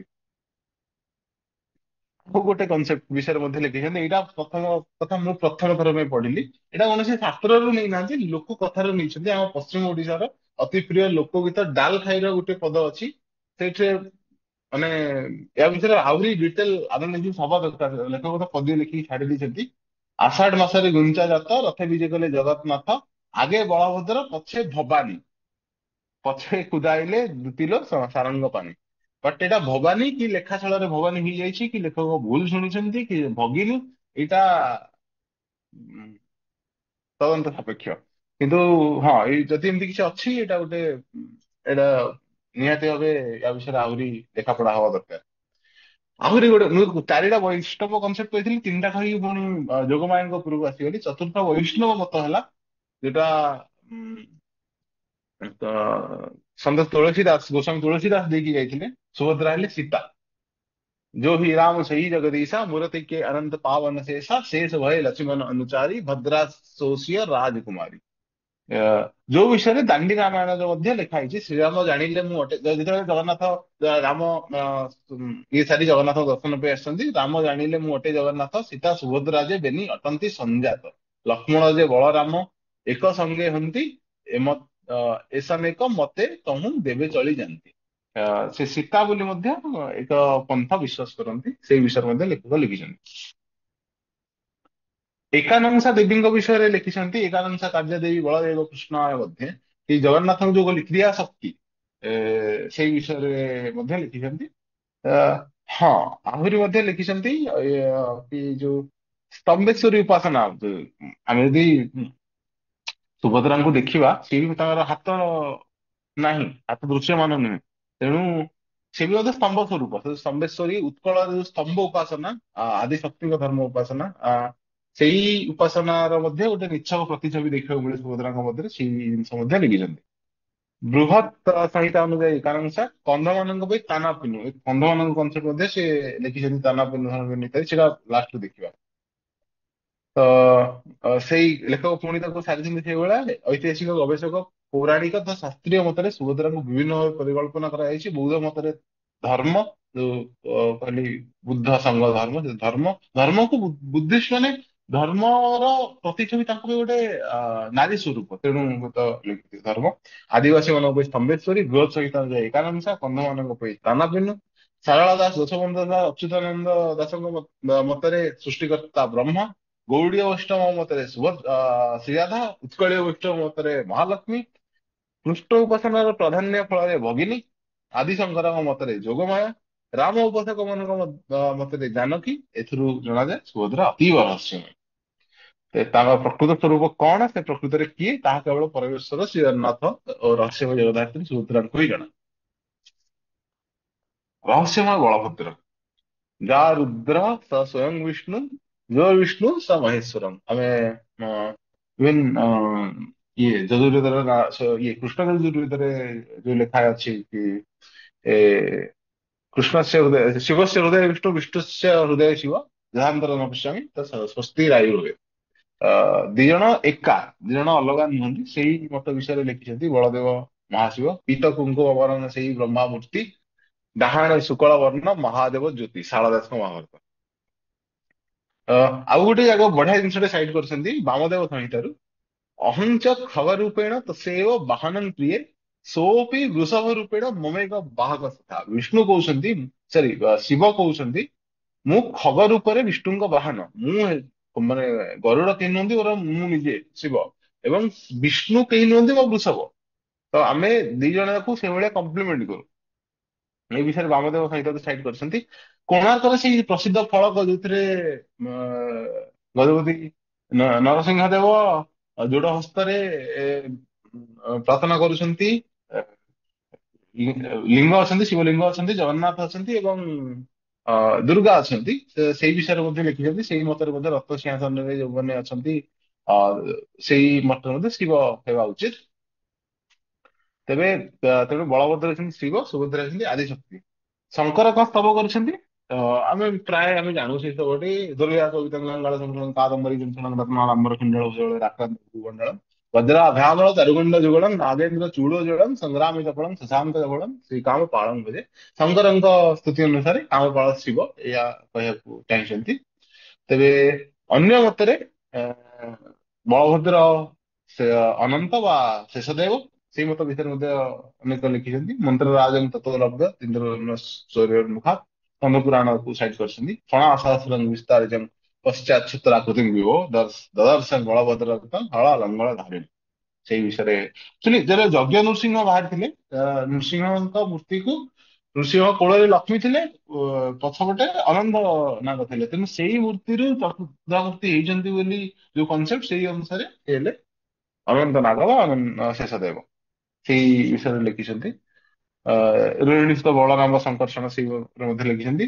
ଏଇଆ ନହେଲେ ଯଦି ତୁଳସୀଦାସଙ୍କ କଥା କହୁଥିଲେ, ସେଇ ଅନୁସାରେ ରାମଙ୍କ ଅନୁଜ ଲକ୍ଷ୍ମଣ ସେଇ ବିଷୟରେ ମଧ୍ୟ ଲେଖିଛନ୍ତି। ଆମ ହିସାବରେ ବଡ ଭାଇ, ବଡ ବାଡର ମଣିମା। ଆଉ ଗୋଟେ କନସେପ୍ଟ ଲେଖିଛନ୍ତି, ସରସ୍ୱତୀଙ୍କ ବର୍ଣ୍ଣ ଯେମିତି ଶୁଭ୍ର, ମହାସରସ୍ୱତୀଙ୍କ ବର୍ଣ୍ଣ ଅ, ଶୁଭ୍ର, ସେମିତି ଶାକ୍ତମାନଙ୍କ ମତରେ ଉଗ୍ରତାରା ଷୋଳ ପାଣି ସୁଭଦ୍ରା ଭୁବନେଶ୍ୱରୀ ନୀଳାଦ୍ରି ନାଥ ସାକ୍ଷାତ ଦକ୍ଷିଣ କାଳୀ। ଉଗ୍ରତାରାଙ୍କ କଲର କିମ୍ବା ଉଗ୍ରତାରା ହେଲେ ପ୍ରକୃତ ନୀଳ ସରସ୍ୱତୀ, ମହାସରସ୍ୱତୀ ନୁହନ୍ତି। ନୀଳ ସରସ୍ୱତୀଙ୍କ କଲର ନୀଳ, କିନ୍ତୁ ଲେଖକ ଲେଖିଛନ୍ତି ତ ସେଇ ଜିନିଷଟା କହିବା ପାଇଁ ମାନେ ବାଦ କେମିତି ବୋଲି କହିଦଉଛି। ମୋ ମତରେ ମାନେ ଉଗ୍ରତାରାଙ୍କ କଲର ନୀଳ, ତାରା ତାରା ବିଦ୍ୟା ମହାବିଦ୍ୟାଙ୍କ ସହିତ ଜଡିତ ଯେଉଁମାନେ।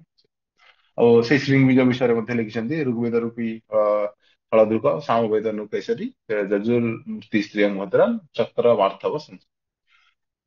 ଅ ବଳଭଦ୍ରଙ୍କ ବୈଷ୍ଣବ ଚିନ୍ତାଧାରା ସମ୍ଭୂତ, ମାନେ ବଳଭଦ୍ର ବୈଷ୍ଣବ ତତ୍ଵର ନା ଶୈବ ତତ୍ଵର, ସେଇ ବିଷୟରେ ମଧ୍ୟ ଗୋଟେ ତୁଳନାତ୍ମକ ବିବରଣୀ ଲେଖିଛନ୍ତି। ଲେଖିଲେ ପଢିଲେ ଜାଣିବେ, ଏତେ ଡିଟେଲ ଭିତରକୁ ଯିବାକୁ ଯାଉନି।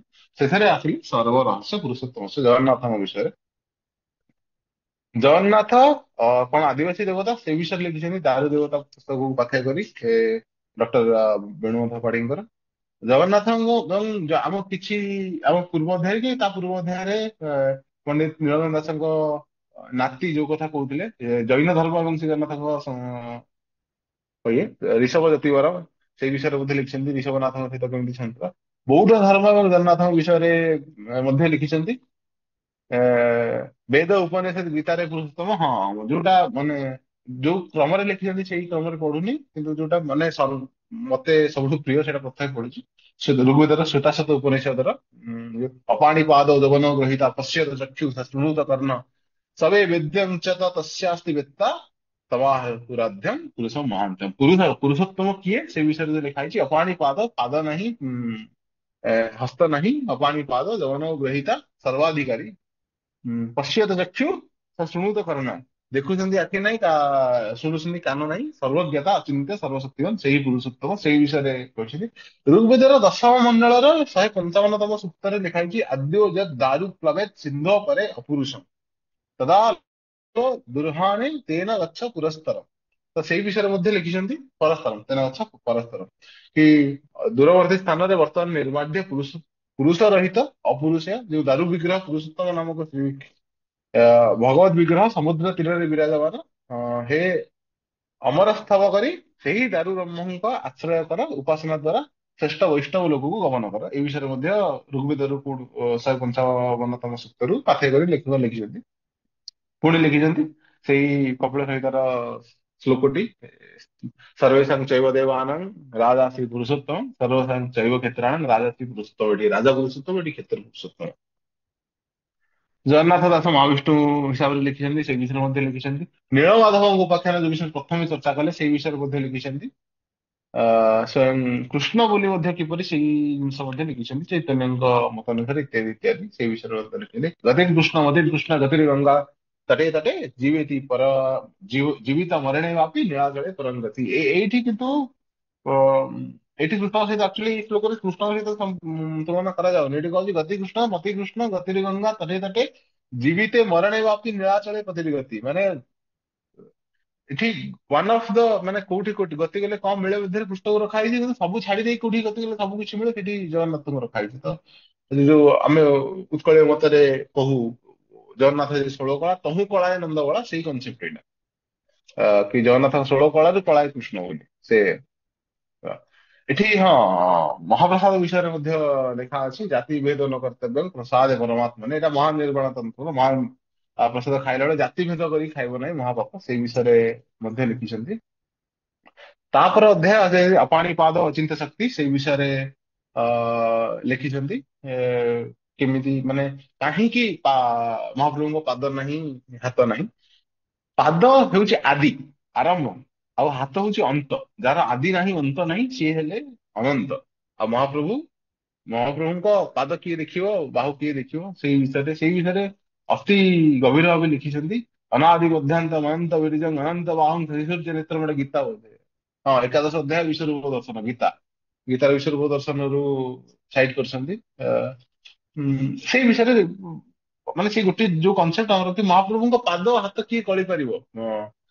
ସେଇ ବିଷୟରେ ଯୋଉ ଆମ ଭଜନରେ ଭିକାରୀ ବଳ ଗାଇଛନ୍ତି, ପ୍ରଭୁ କିସ ବାହୁନି ବି ଚରଣ ତିନି ପୁର ଯାକ ଶରଣ।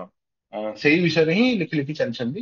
କାହିଁକି ଭ୍ରୁଲତା ନାହିଁ, କେମିତି ଇଏ ନାହିଁ ସେ ନାହିଁ, ସେ ସବୁ ବିଷୟରେ। ଅ ତାପରେ ଆସିଯାଇଛନ୍ତି ନୀତି ମାନଙ୍କ ବିଷୟରେ। ଆମେ ଅନେକ ବାର ନୀତି ବିଷୟରେ ଆମ ମନରେ ବହୁତ ଗୁଡେ ଡାଉଟ ଥାଏ, ସେ ବିଷୟରେ ସମ୍ୟକ ଭାବେ ଅତି ବେସିକ ଲେବୁଲର ଲେଖି ଦେଇଛନ୍ତି। ଦ୍ୱାର ଫିଟା ନୀତିଠୁ ଆରମ୍ଭ କରି ଏ ଅନ୍ୟ କେତେ ନୀତି ଲେଖିଛନ୍ତି, ବହୁତ ଗୁଡେ ନୀତି ଲେଖିଛନ୍ତି। ମାନେ 18ରୁ 20ଟା ନୀତି ଲେଖିଛନ୍ତି। ତାପରେ ପୁଣି ମଧ୍ୟ ସାମୟିକ ନୀତି ଗୁଡିକ ଲେଖିଛନ୍ତି। ଗୁପ୍ତ ନୀତି ବିଷୟରେ କିଛି କିଛି ଲେଖିଛନ୍ତି। ଗୁପ୍ତ ନୀତି ଗୁପ୍ତ ରହିବା ଆବଶ୍ୟକ ବୋଲି କିନ୍ତୁ ବହୁତ ଅଳ୍ପ ଟିକେ ଲେଖିକି ଛାଡି ଦେଇଛନ୍ତି। ଆଉ ଗୁପ୍ତ ନୀତିକୁ ସମ୍ମାନ ଦବା ମଧ୍ୟ ଆମମାନଙ୍କର କର୍ତ୍ତବ୍ୟ। ଜଗନ୍ନାଥ ଯାନି ଯାତ୍ରା ବିଷୟରେ ମଧ୍ୟ ଲେଖିଛନ୍ତି। ପ୍ରଧାନ ଯାତ୍ରା ଗୁଡିକୁ ଗଣନା କରି କହିବି, ସ୍ନାନ ଯାତ୍ରା, ରଥଯାତ୍ରା, ଶୟନ ଯାତ୍ରା, ଦକ୍ଷିଣାୟନ ଯାତ୍ରା, ପାର୍ଶ୍ୱ ପରିବର୍ତ୍ତନ ଯାତ୍ରା, ଦେବୋତ୍ଥାପନ ଯାତ୍ରା, ପ୍ରାବରଣ ଯାତ୍ରା, ପୁଷ୍ୟାଭିଷେକ ଯାତ୍ରା, ଉତ୍ତରାୟଣ ଯାତ୍ରା, ଦୋଳ ଯାତ୍ରା, ଦମନକ ଯାତ୍ରା, ଅକ୍ଷୟ ତୃତୀୟ ବା ଚନ୍ଦନ ଯାତ୍ରା, ଦ୍ୱାଦଶ ଯାତ୍ରା ବୋଲି ମଞ୍ଚେ ସ୍ନାନ ରଥେ, ପୁରା ଚୋପଟା ଦେଇଛନ୍ତି। ଏନିୱେ ତାପରେ ସେଇ ସବୁ ଯୋଉ ଆମେ କହୁ 12 ମାସେ 13 ଯାତ୍ରା, ତା ବିଷୟରେ ପୁରା ଲେଖିଛନ୍ତି।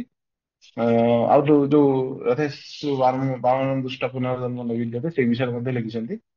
ନବକଳେବର ବିଷୟରେ ଲେଖିଛନ୍ତି। ସେଇ ଗୀତାର ସେଇ ପୁଣି ଫେମସ ଲୋକଟି, ଭାଷାଂଶୀ ଜୀର୍ଣ୍ଣାନି ଯଥା ବିହାୟ ନବାନି ଗାହାନ୍ତି ନରପୁରାଣୀ ତାହା ଶରୀରାଣୀ ବିହାୟ ଜୀର୍ଣ୍ଣାନି ଅନ୍ୟାନି ସଂଜାତି ନବାନି ଦେହି, ତା ବିଷୟରେ ମଧ୍ୟ ଲିଖିଛନ୍ତି।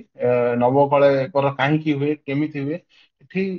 ହଁ, ଏଇଟା ମୋର କହିବାର ଥିଲା। ଏଇଟା ମୁଁ ଆଉ ଗୋଟେ ଜାଗାରେ ମଧ୍ୟ ପଢିଥିଲି। ପରାଶରରୁ କୋଉଠୁ ମୋ ମନେ ପଡୁନି, ଗୋଟେ କୋଉ ସଂହିତାରୁ ପଢିଥିଲି।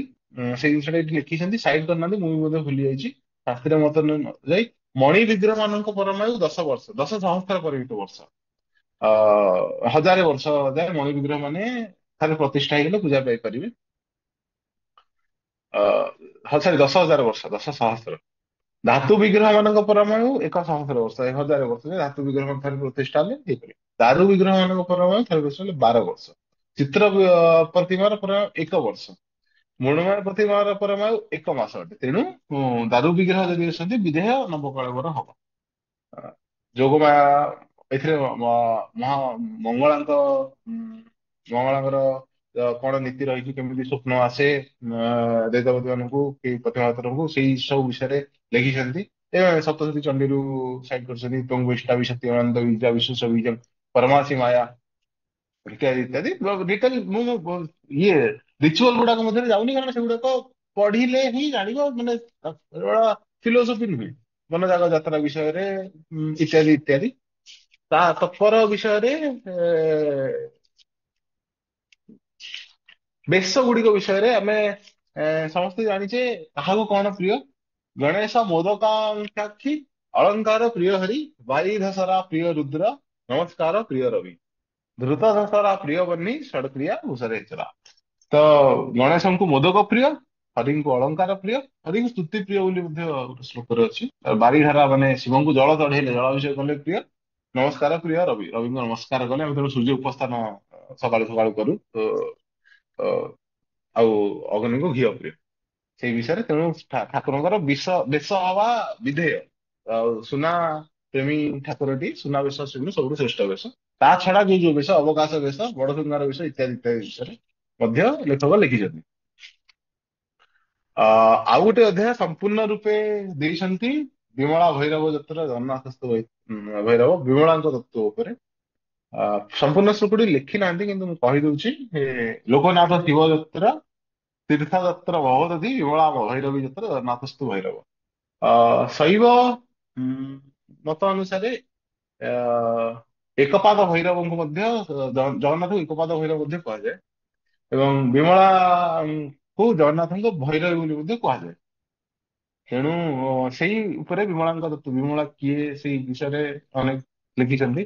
କୈବଲ୍ୟ କାହିଁକି ତାଙ୍କୁ ଲଗାଯାଏ, କୈବଲ୍ୟ ବହୁତ ବିମଳ ବିମଳ ଉପରେ ସେ ବିଷୟରେ ମଧ୍ୟ ଲେଖିଛନ୍ତି। ବିମଳାଙ୍କ ତତ୍ତ୍ୱ ବିଷୟରେ ସବୁ ବିଷୟରେ ଲେଖିଛନ୍ତି। ଏ, ତେବେ ଜଗନ୍ନାଥଙ୍କ ତତ୍ତ୍ୱ ସାରିବା ଆଗରୁ ସେଇ ଯୋଉ ଲେଖକ ଲେଖିନାହାନ୍ତି କିନ୍ତୁ ମୋ ତରଫରୁ ମୁଁ ଯୋଡି ଦେବାକୁ ଚାହୁଁଛି ସେଇ ଯୋଉ ଅ, ପ୍ରମୁଖ ଶ୍ଲୋକଟି ଜଗନ୍ନାଥଙ୍କୁ ବିଭିନ୍ନ ତତ୍ତ୍ୱ ବିଷୟରେ ର ସମାହାର ରୂପେ ଯୋଉଥିରେ କୁହାଯାଇଛି।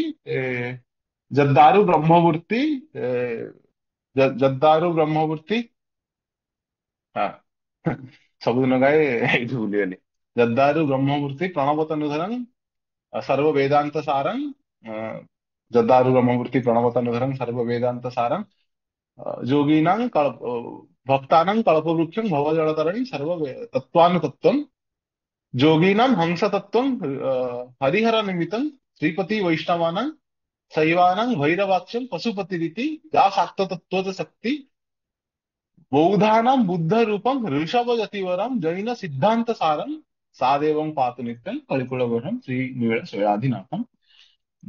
ଯୋଗୀ ମାନଙ୍କ ପାଇଁ ହଂସ ତତ୍ତ୍ୱ, ଆମର ଯୋଉ ହଂସ ତତ୍ତ୍ୱ, ଯୋଉ ନିଶ୍ୱାସକୁ ନେଇକି ଯୋଉ ତତ୍ତ୍ୱ, ସେଇ ତତ୍ତ୍ୱ। ଅ, ହରିହର ନିମିତ୍ତଂ, ହରିହର ଯୋଉ ହରିହର ଏକତ୍ୱ ହବ। ହରିହର ଉପାସନା ଓଡିଶା ଛଡା ଆଉ କୋଉଠି ଥିବାର ମୁଁ ଜାଣିନି, ତେଣୁ ହରିହର ତତ୍ତ୍ୱ ବିଷୟରେ କୁହାଯାଇଛି। ଶ୍ରୀପତି ବୈଷ୍ଣବାନଂ, ଶ୍ରୀପତି ହେଲେ ବିଷ୍ଣୁ, ବୈଷ୍ଣବ ମାନଙ୍କ ପାଇଁ ସେ ବିଷ୍ଣୁ। ଶୈବାନଂ ଭୈରବ ଅଛନ୍, ଶୈବ ମାନଙ୍କ ପାଇଁ ଭୈରବ। ଶୈବାନଂ ଭୈରବ ଅଛନ୍ ପଶୁପତି ରୀତି, ପଶୁପତି ମଧ୍ୟ ବି ଶୈବ ମାନଙ୍କ ପାଇଁ। ଯାହା ସାତ ତତ୍ତ୍ୱ ଶକ୍ତି, ସାତ ମାନଙ୍କ ପାଇଁ ସେ ଶକ୍ତି। ଦକ୍ଷିଣ ନୀଳାଦ୍ରି ଜଗନ୍ନାଥ ଅଛନ୍ତି ଦକ୍ଷିଣ କାଳିକା ଯୋଉ ବିଷୟରେ ସାତ ମାନଙ୍କ ପାଇଁ ଶକ୍ତି। ବୌଦ୍ଧାନାଂ ବୁଦ୍ଧ ରୂପଂ, ବୌଦ୍ଧ ମାନେ ତାଙ୍କୁ ବୁଦ୍ଧ ରୂପରେ ପୂଜା କରନ୍ତି, ସାକ୍ଷାତ ବୁଦ୍ଧଙ୍କ ବେଶରେ ବୁଦ୍ଧର। ଋଷଭ ଜାତି ବରଂ, ଋଷଭନାଥ ଆଦ୍ୟ ତୀର୍ଥଙ୍କର ଯିଏ ଜୈନ ମାନଙ୍କର ତାଙ୍କ ରୂପରେ ପୂଜା କରନ୍ତି, ଜୈନ ସିଦ୍ଧାନ୍ତର ସାର ହିସାବରେ ପୂଜା କରନ୍ତି। ସାଦେବଂ ପାତୁ ନିତ୍ୟଂ କଳିକୁଳବରଂ ଶ୍ରୀନୀଳ ଶୈଳାଦିନାଥಂ। କିଛି ପ୍ରମୁଖ ଭକ୍ତ ମାନଙ୍କ ବିଷୟରେ ଲେଖି ଆ, ବହିଟିକୁ ଶେଷ କରିଛନ୍ତି। ଶ୍ରୀକ୍ଷେତ୍ର ପରିକ୍ରମା ବିଷୟରେ ମଧ୍ୟ ଲେଖିଛନ୍ତି। ଶ୍ରୀକ୍ଷେତ୍ରରେ ଅନ୍ୟ ତୀର୍ଥ ମାନଙ୍କ ବିଷୟରେ ଲେଖି ବହିଟିକୁ ଏବଂ ଆଉ କିଛି ଶ୍ଲୋକ ଏବଂ ସ୍ତବ ମାଧ୍ୟମରେ ସାରିଛନ୍ତି। ଆଜି ମୁଁ ଅଧଘଣ୍ଟେ କହି କହିଥିଲି, ଘଣ୍ଟାଟେ କହିଲି। ଅ, ମୋ ମୋ ବହି ବିଷୟରେ ଯାହା କହିବାର ଥିଲା ଏତିକି। ଯଦି କୋଉଠି କିଛି ଭୁଲଭାଲ କହିଦେଇଛି କି ତାହେଲେ ଗୋଟେ ତତ୍ତ୍ୱ ଜିନିଷ, ମୁଁ ମୋର ତତ୍ତ୍ୱ ବିଷୟରେ ଜ୍ଞାନ କେତେ, ଅ, ଯେତିକି କହିବା କଥା, ଯେତିକି ଜାଣିଛି ସେତିକି କହିଛି। କିମ୍ବା କିଛି ଅଧିକ କହିବି ଯଦି କ୍ଷମା ପ୍ରାର୍ଥୀ, ବାକି ଆମେ ବିଶ୍ୱାସ କରିପାରିବା।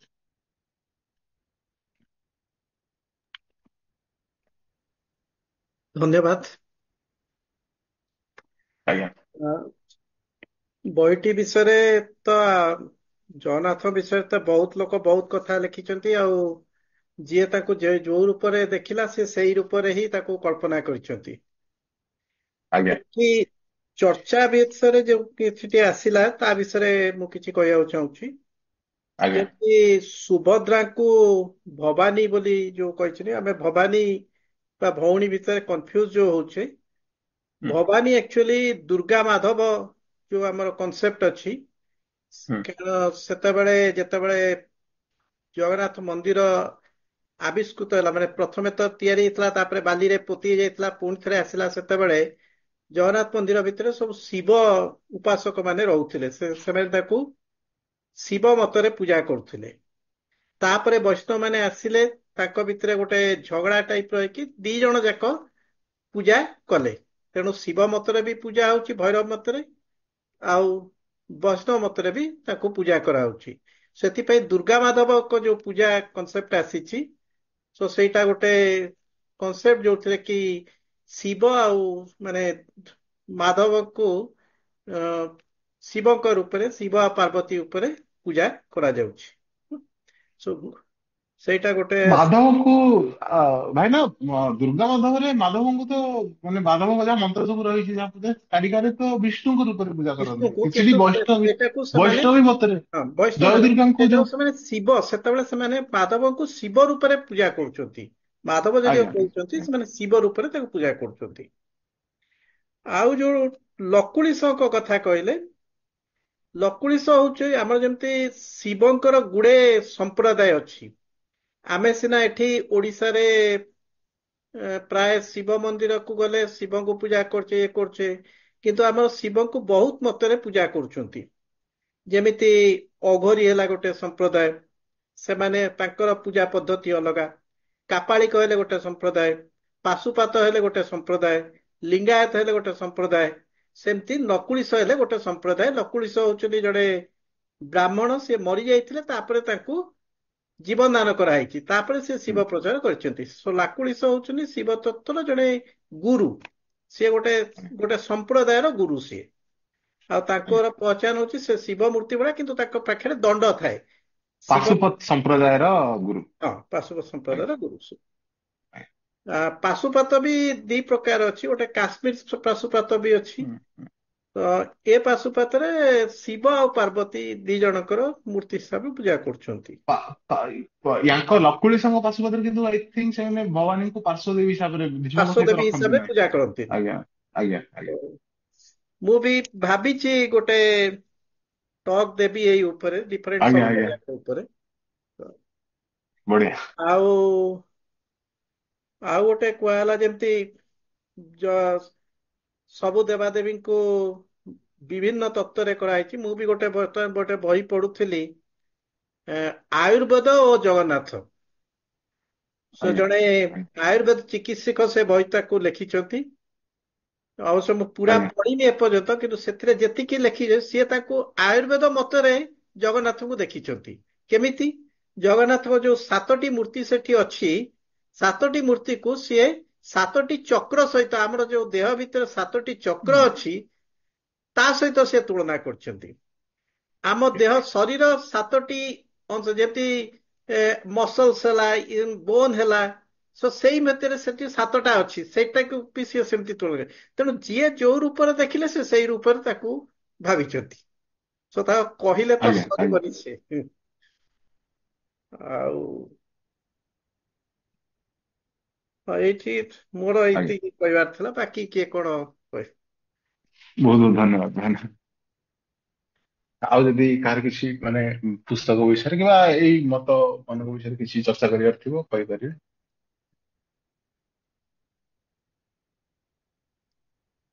ଯିଏ ହ୍ୟାଣ୍ଡ ରେସ୍ କରିବେ ଆମେ ତାଙ୍କର ହୁଁ ଅନମ୍ୟୁଟ ଆଜ୍ଞା କରିଦବା।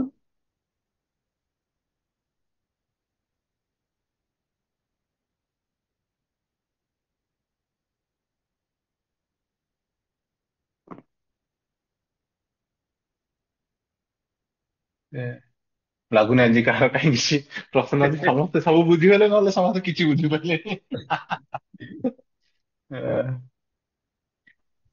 ମାଉସୀ ଆ, କିଛି କହିବ? ନମସ୍କାର। ହଁ ନମସ୍କାର, ମୁଁ ପ୍ରୀତା। ହଁ ଆକ୍ଚୁଆଲି ମୋର କିଛି ପ୍ରଶ୍ନ ନାହିଁ ସୌମ୍ୟ, ବହୁତ ଜିନିଷ ଜାଣିବାକୁ ମିଳିଲା। ଇନଫାକ୍ଟ ଏଇ ବହିଟି ଆ, ମାନେ ଏଇ ବହିଟି କୋଉଠି ମିଳୁଛି, ଯଦି ଆମାଜନ ରେ କି କୋଉ ବହି ଦୋକାନରେ ମିଳୁଛି, ଆରଥରକ ଗଲେ ଏଇ ବହିଟି ନିଶ୍ଚୟ ନେଇକି ଆସିବି। ବହୁତ ଗୋଟେ ୱାନ୍ ଷ୍ଟପ୍ ସପ୍ ଯେମିତି କହନ୍ତି, ମାନେ ସବୁ ହୁଁ ଜିନିଷ କ୍ୟୁରେଟେଡ୍ ହିଁ ଅଛି। ବହୁତ ସ- ଭଲ ଲାଗିଲା। ମୋର ସବୁଠୁ ଅଧିକ ପ୍ରଶ୍ନ ଥିଲା, ତମକୁ ଆଗରୁ କହୁଥିଲି ସୁଦର୍ଶନଙ୍କ ବିଷୟରେ। ବହୁତ କିଛି ନୂଆ ଜାଣିବାକୁ ମିଳିଲା। ଆଉ ଆ, ମତେ ତ ସବୁଠୁ ମାନେ ବେଶୀ ଆ, ଆ, ମୋ ମନକୁ ଛୁଇଁଲା ସୁଦର୍ଶନଙ୍କର ଯୋଉ ଜିନିଷଟା, ସେଟା ହେଲା ଯୋଉ ସ୍ତମ୍ଭ ପୂଜାର ଯୋଉ କନସେପ୍ଟ, ଯୋଉ ଜିନିଷଟା ସେଇଥିରେ ଲେଖିଛନ୍ତି। ହୁଁ ଇନଫାକ୍ଟ ସୂର୍ଯ୍ୟଙ୍କୁ ବି କଳ୍ପନା କରିଛନ୍ତି ତା ଦେହରେ।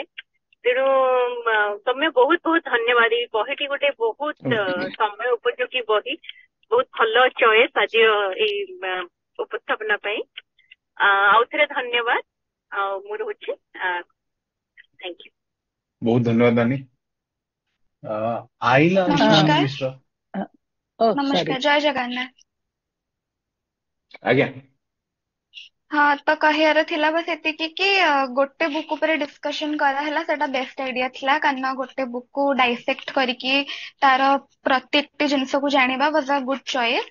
ଆଉ ଜଗନ୍ନାଥ ସଂସ୍କୃତି ବିଷୟରେ ଜାଣିବା ସମସ୍ତଙ୍କର ଇଜ ଭେରି ଇମ୍ପୋର୍ଟାଣ୍ଟ। ଆଉ କଥା ଏଇଆ କି ବହୁତ ଗୁଡେ ମିସକନସେପସନ ସମସ୍ତଙ୍କ ମାଇଣ୍ଡ ରେ ଥାଏ ବହୁତ ଗୁଡେ ଟପିକ୍ସ କୁ ନେଇକି ଜଗନ୍ନାଥଙ୍କ ବିଷୟରେ ର୍ୟୁମର ସ୍ପ୍ରେଡ ହୁଏ ସେଇଥିପାଇଁ କାରଣ ସବୁବେଳେ ଅଧା ଜ୍ଞାନ ଭୟଙ୍କରୀ ବୋଲିକିରି କୁହନ୍ତି। ତ ବହୁତ ହୁଁ। ଗୁଡେ ପର୍ସପେକ୍ଟିଭ ବି ଜାଣିବାକୁ ମିଳିଲା ସୋ ଭଲ ଥିଲା। ଧନ୍ୟବାଦ ଧନ୍ୟବାଦ। Thank you thank you thank you. ହଁ ମୁଁ ଟିକେ କହିବି। ମୋ ନାଁ ଆଜ୍ଞା ଚନ୍ଦ୍ରା ମିଶ୍ର। ମୁଁ ଆଜ୍ଞା। ଅମ୍, ଏଠୁ ଆମେରିକାରୁ କହୁଛି, ତେଣୁ ଶୁଭ ସକାଳ ସମସ୍ତଙ୍କୁ। ମତେ ବହି ତ ମୁଁ ପଢିନି, କିନ୍ତୁ ଯେତିକି ଶୁଣିଲି ମୁଁ ମୂଳରୁ ବସିଛି, ବହୁତ ଭଲ ଲାଗିଲା। ଆଉ ତମର ଉପସ୍ଥାପନା ବହୁତ ଭଲ। ମୁଁ ଗୋଟେ ଦିଗରୁ କହିବି ଯେ ମତେ ସୁଭଦ୍ରାଙ୍କ ବିଷୟରେ ଶୁଣିକିରି ଭାରି ଖୁସି ଲାଗିଲା।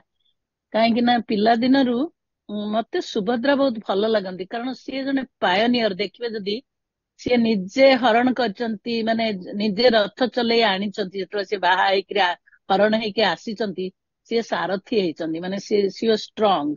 ତାପରେ ତାଙ୍କର ଗୋଟିଏ ପୁତ୍ର ଅଭିମନ୍ୟୁକୁ ଛାଡିଛନ୍ତି ସେ ଯୁଦ୍ଧ କରିବାକୁ। ତେଣୁ କାହିଁକି କେଜାଣି ଲକ୍ଷ୍ମୀ ବିମଳା ସମସ୍ତେ ଷ୍ଟ୍ରଙ୍ଗ ଅଲଗା ଦିଗରେ, କିନ୍ତୁ ଇଏ ଯେମିତି ମୁଁ ତାଙ୍କ ସାଙ୍ଗରେ ନିଜେ ମାନେ ସହନି ସହା ଭଳିଆ ଜାଣିପାରେ।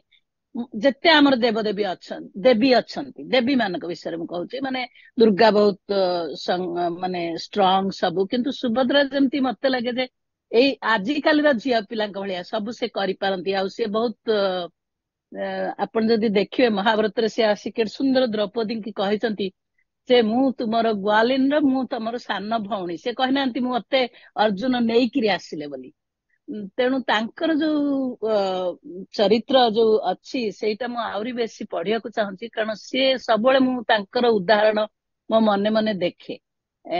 କି ଝିଅଟିଏ କରିପାରିବ, ମାନେ ସେତେବେଳର ବି ସେଇ ହିସାବରେ ମୁଁ ଦେଖିଲି। ଆଉ ଉପସ୍ଥାପନା ବହୁତ ଭଲ। ଆଉ ଇଏ ବି ଭଲ କରିଛନ୍ତି ଯେ ଗୋଟେ ଏଇଟା ଗୋଟେ ନୂଆ ପ୍ରକାର ବହି। କାହିଁକି ନା ଗପ ବହି ଅଲଗା, ବହି ସବୁ ଅଲଗା ପ୍ରକାର। ଏଇ ଯୋଉ ଆମର ପୁରୁଣା ଜିନିଷଟା ଅଛି, ମୁଁ ବି ତ ବହୁତ ଜିନିଷ ଜାଣିନଥିଲି, କାରଣ ମୁଁ ବେଶୀ ଓଡିଆରେ ବହି ସବୁ ପଢିନି। ତେଣୁ ଭାବୁଛି ଏମିତି ସବୁ କଲେ ଆଟଲିଷ୍ଟ କିଛି ତ ଆମେ ଶିଖିପାରୁଛୁ। ଦୂରରେ ଥାଇବି, ଦୂରରେ ଥାଉ କି ସେଇଠି ବି ଲୋକମାନେ ଆଜିକାଲି ତ କେହି ବେଶୀ ପଢୁନାହାନ୍ତି ସେତେ। ତେଣୁ ଏଇଟା ଗୋଟେ ବହୁତ କଳିଙ୍ଗ ଆମର ଏଇ ଯୋଉ ସଂସ୍ଥା କରିଛ, ଅଲଗା ପ୍ରକାରିଆ ଜିନିଷ କରିଛ, ଏଇଟା ବି ଆଣିଛ। ତେଣୁ ମତେ ବହୁତ ଭଲ ଲାଗିଲା। ମୁଁ ସବୁବେଳେ ଆଇ ଲୁକ୍ ଫରୱାର୍ଡ ମୁଁ ଶୁଣିବା ପାଇଁ। ମୁଁ ସବୁବେଳେ ଯାଇକିରି ୟୁଟ୍ୟୁବରେ ବି ଦେଖେ, କାରଣ ତମର ଡିଜିଟାଲାଇଜେସନ ଇଜ ଭେରି ଗୁଡ। ଆଉ ଏମିତି ଲେଖ, ମୁଁ ଚେଷ୍ଟା କରିବି ଏ ବହି ଟିକେ ପଢିବା ପାଇଁ, କାରଣ ଏ ବହି ମତେ ଲାଗୁଛି ଯେ ଗୋଟେ ମାନେ ବହୁତ ବହି ପଢାଯାଏ, କିନ୍ତୁ ଏ ବହିଟା ଯେମିତି ଘରେ ରଖିପାରିବ, ସେ ମାନେ ଆଜ୍ଞା ଯେତେବେଳେ ଆଜ୍ଞା। ଇଚ୍ଛା ହବ ସେଇଟାକୁ ଯାଇକିରି ଦେଖିପାରିବ। ଦେଖିପାରିବେ, କିଛି ଆଉ ଆଲୋଚନା କଲା ବେଳେ ଯଦି କିଛି ବିଷୟରେ ଡାଉଟ ହେଲା ସେଇ କିଛି ପୃଷ୍ଠା ଲେଉଟେଇ ପାରିବେ ତ। ଆଜ୍ଞା।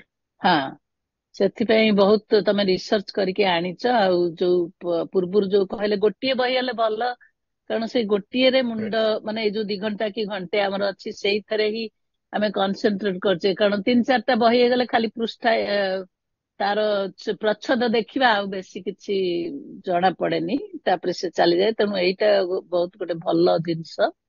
ଆଉ ଏମିତି ସବୁ କର। ମୁଁ ଏତିକି କହି ମୋର this is just a comment and ମୋର ନିଜର ମତ। ମୁଁ ବହି ପଢିନି, କିନ୍ତୁ ଶୁଣିଛି, ମୂଳରୁ ବସିଥିଲି, ପୁରା ଶୁଣିଲି। ଆଜ୍ଞା। ଆଉ ଗୋଟେ ନୂଆ ପ୍ରକାର ବହି। ମୋର ଆଶା ଯେ ଅନ୍ୟମାନେ ଯୋଉମାନେ ସାହିତ୍ୟକୁ ଭଲ ପାଆନ୍ତି ସେମାନେ ବି ବସିକିରି ଏଇଟାକୁ ପଢିବେ କେତେବେଳେ। ବହୁତ ବହୁତ ସେତିକି କହି ମୁଁ ଧନ୍ୟବାଦ। ମୋର ବକ୍ତବ୍ୟ ବନ୍ଦ କରୁଛି। ଧନ୍ୟବାଦ।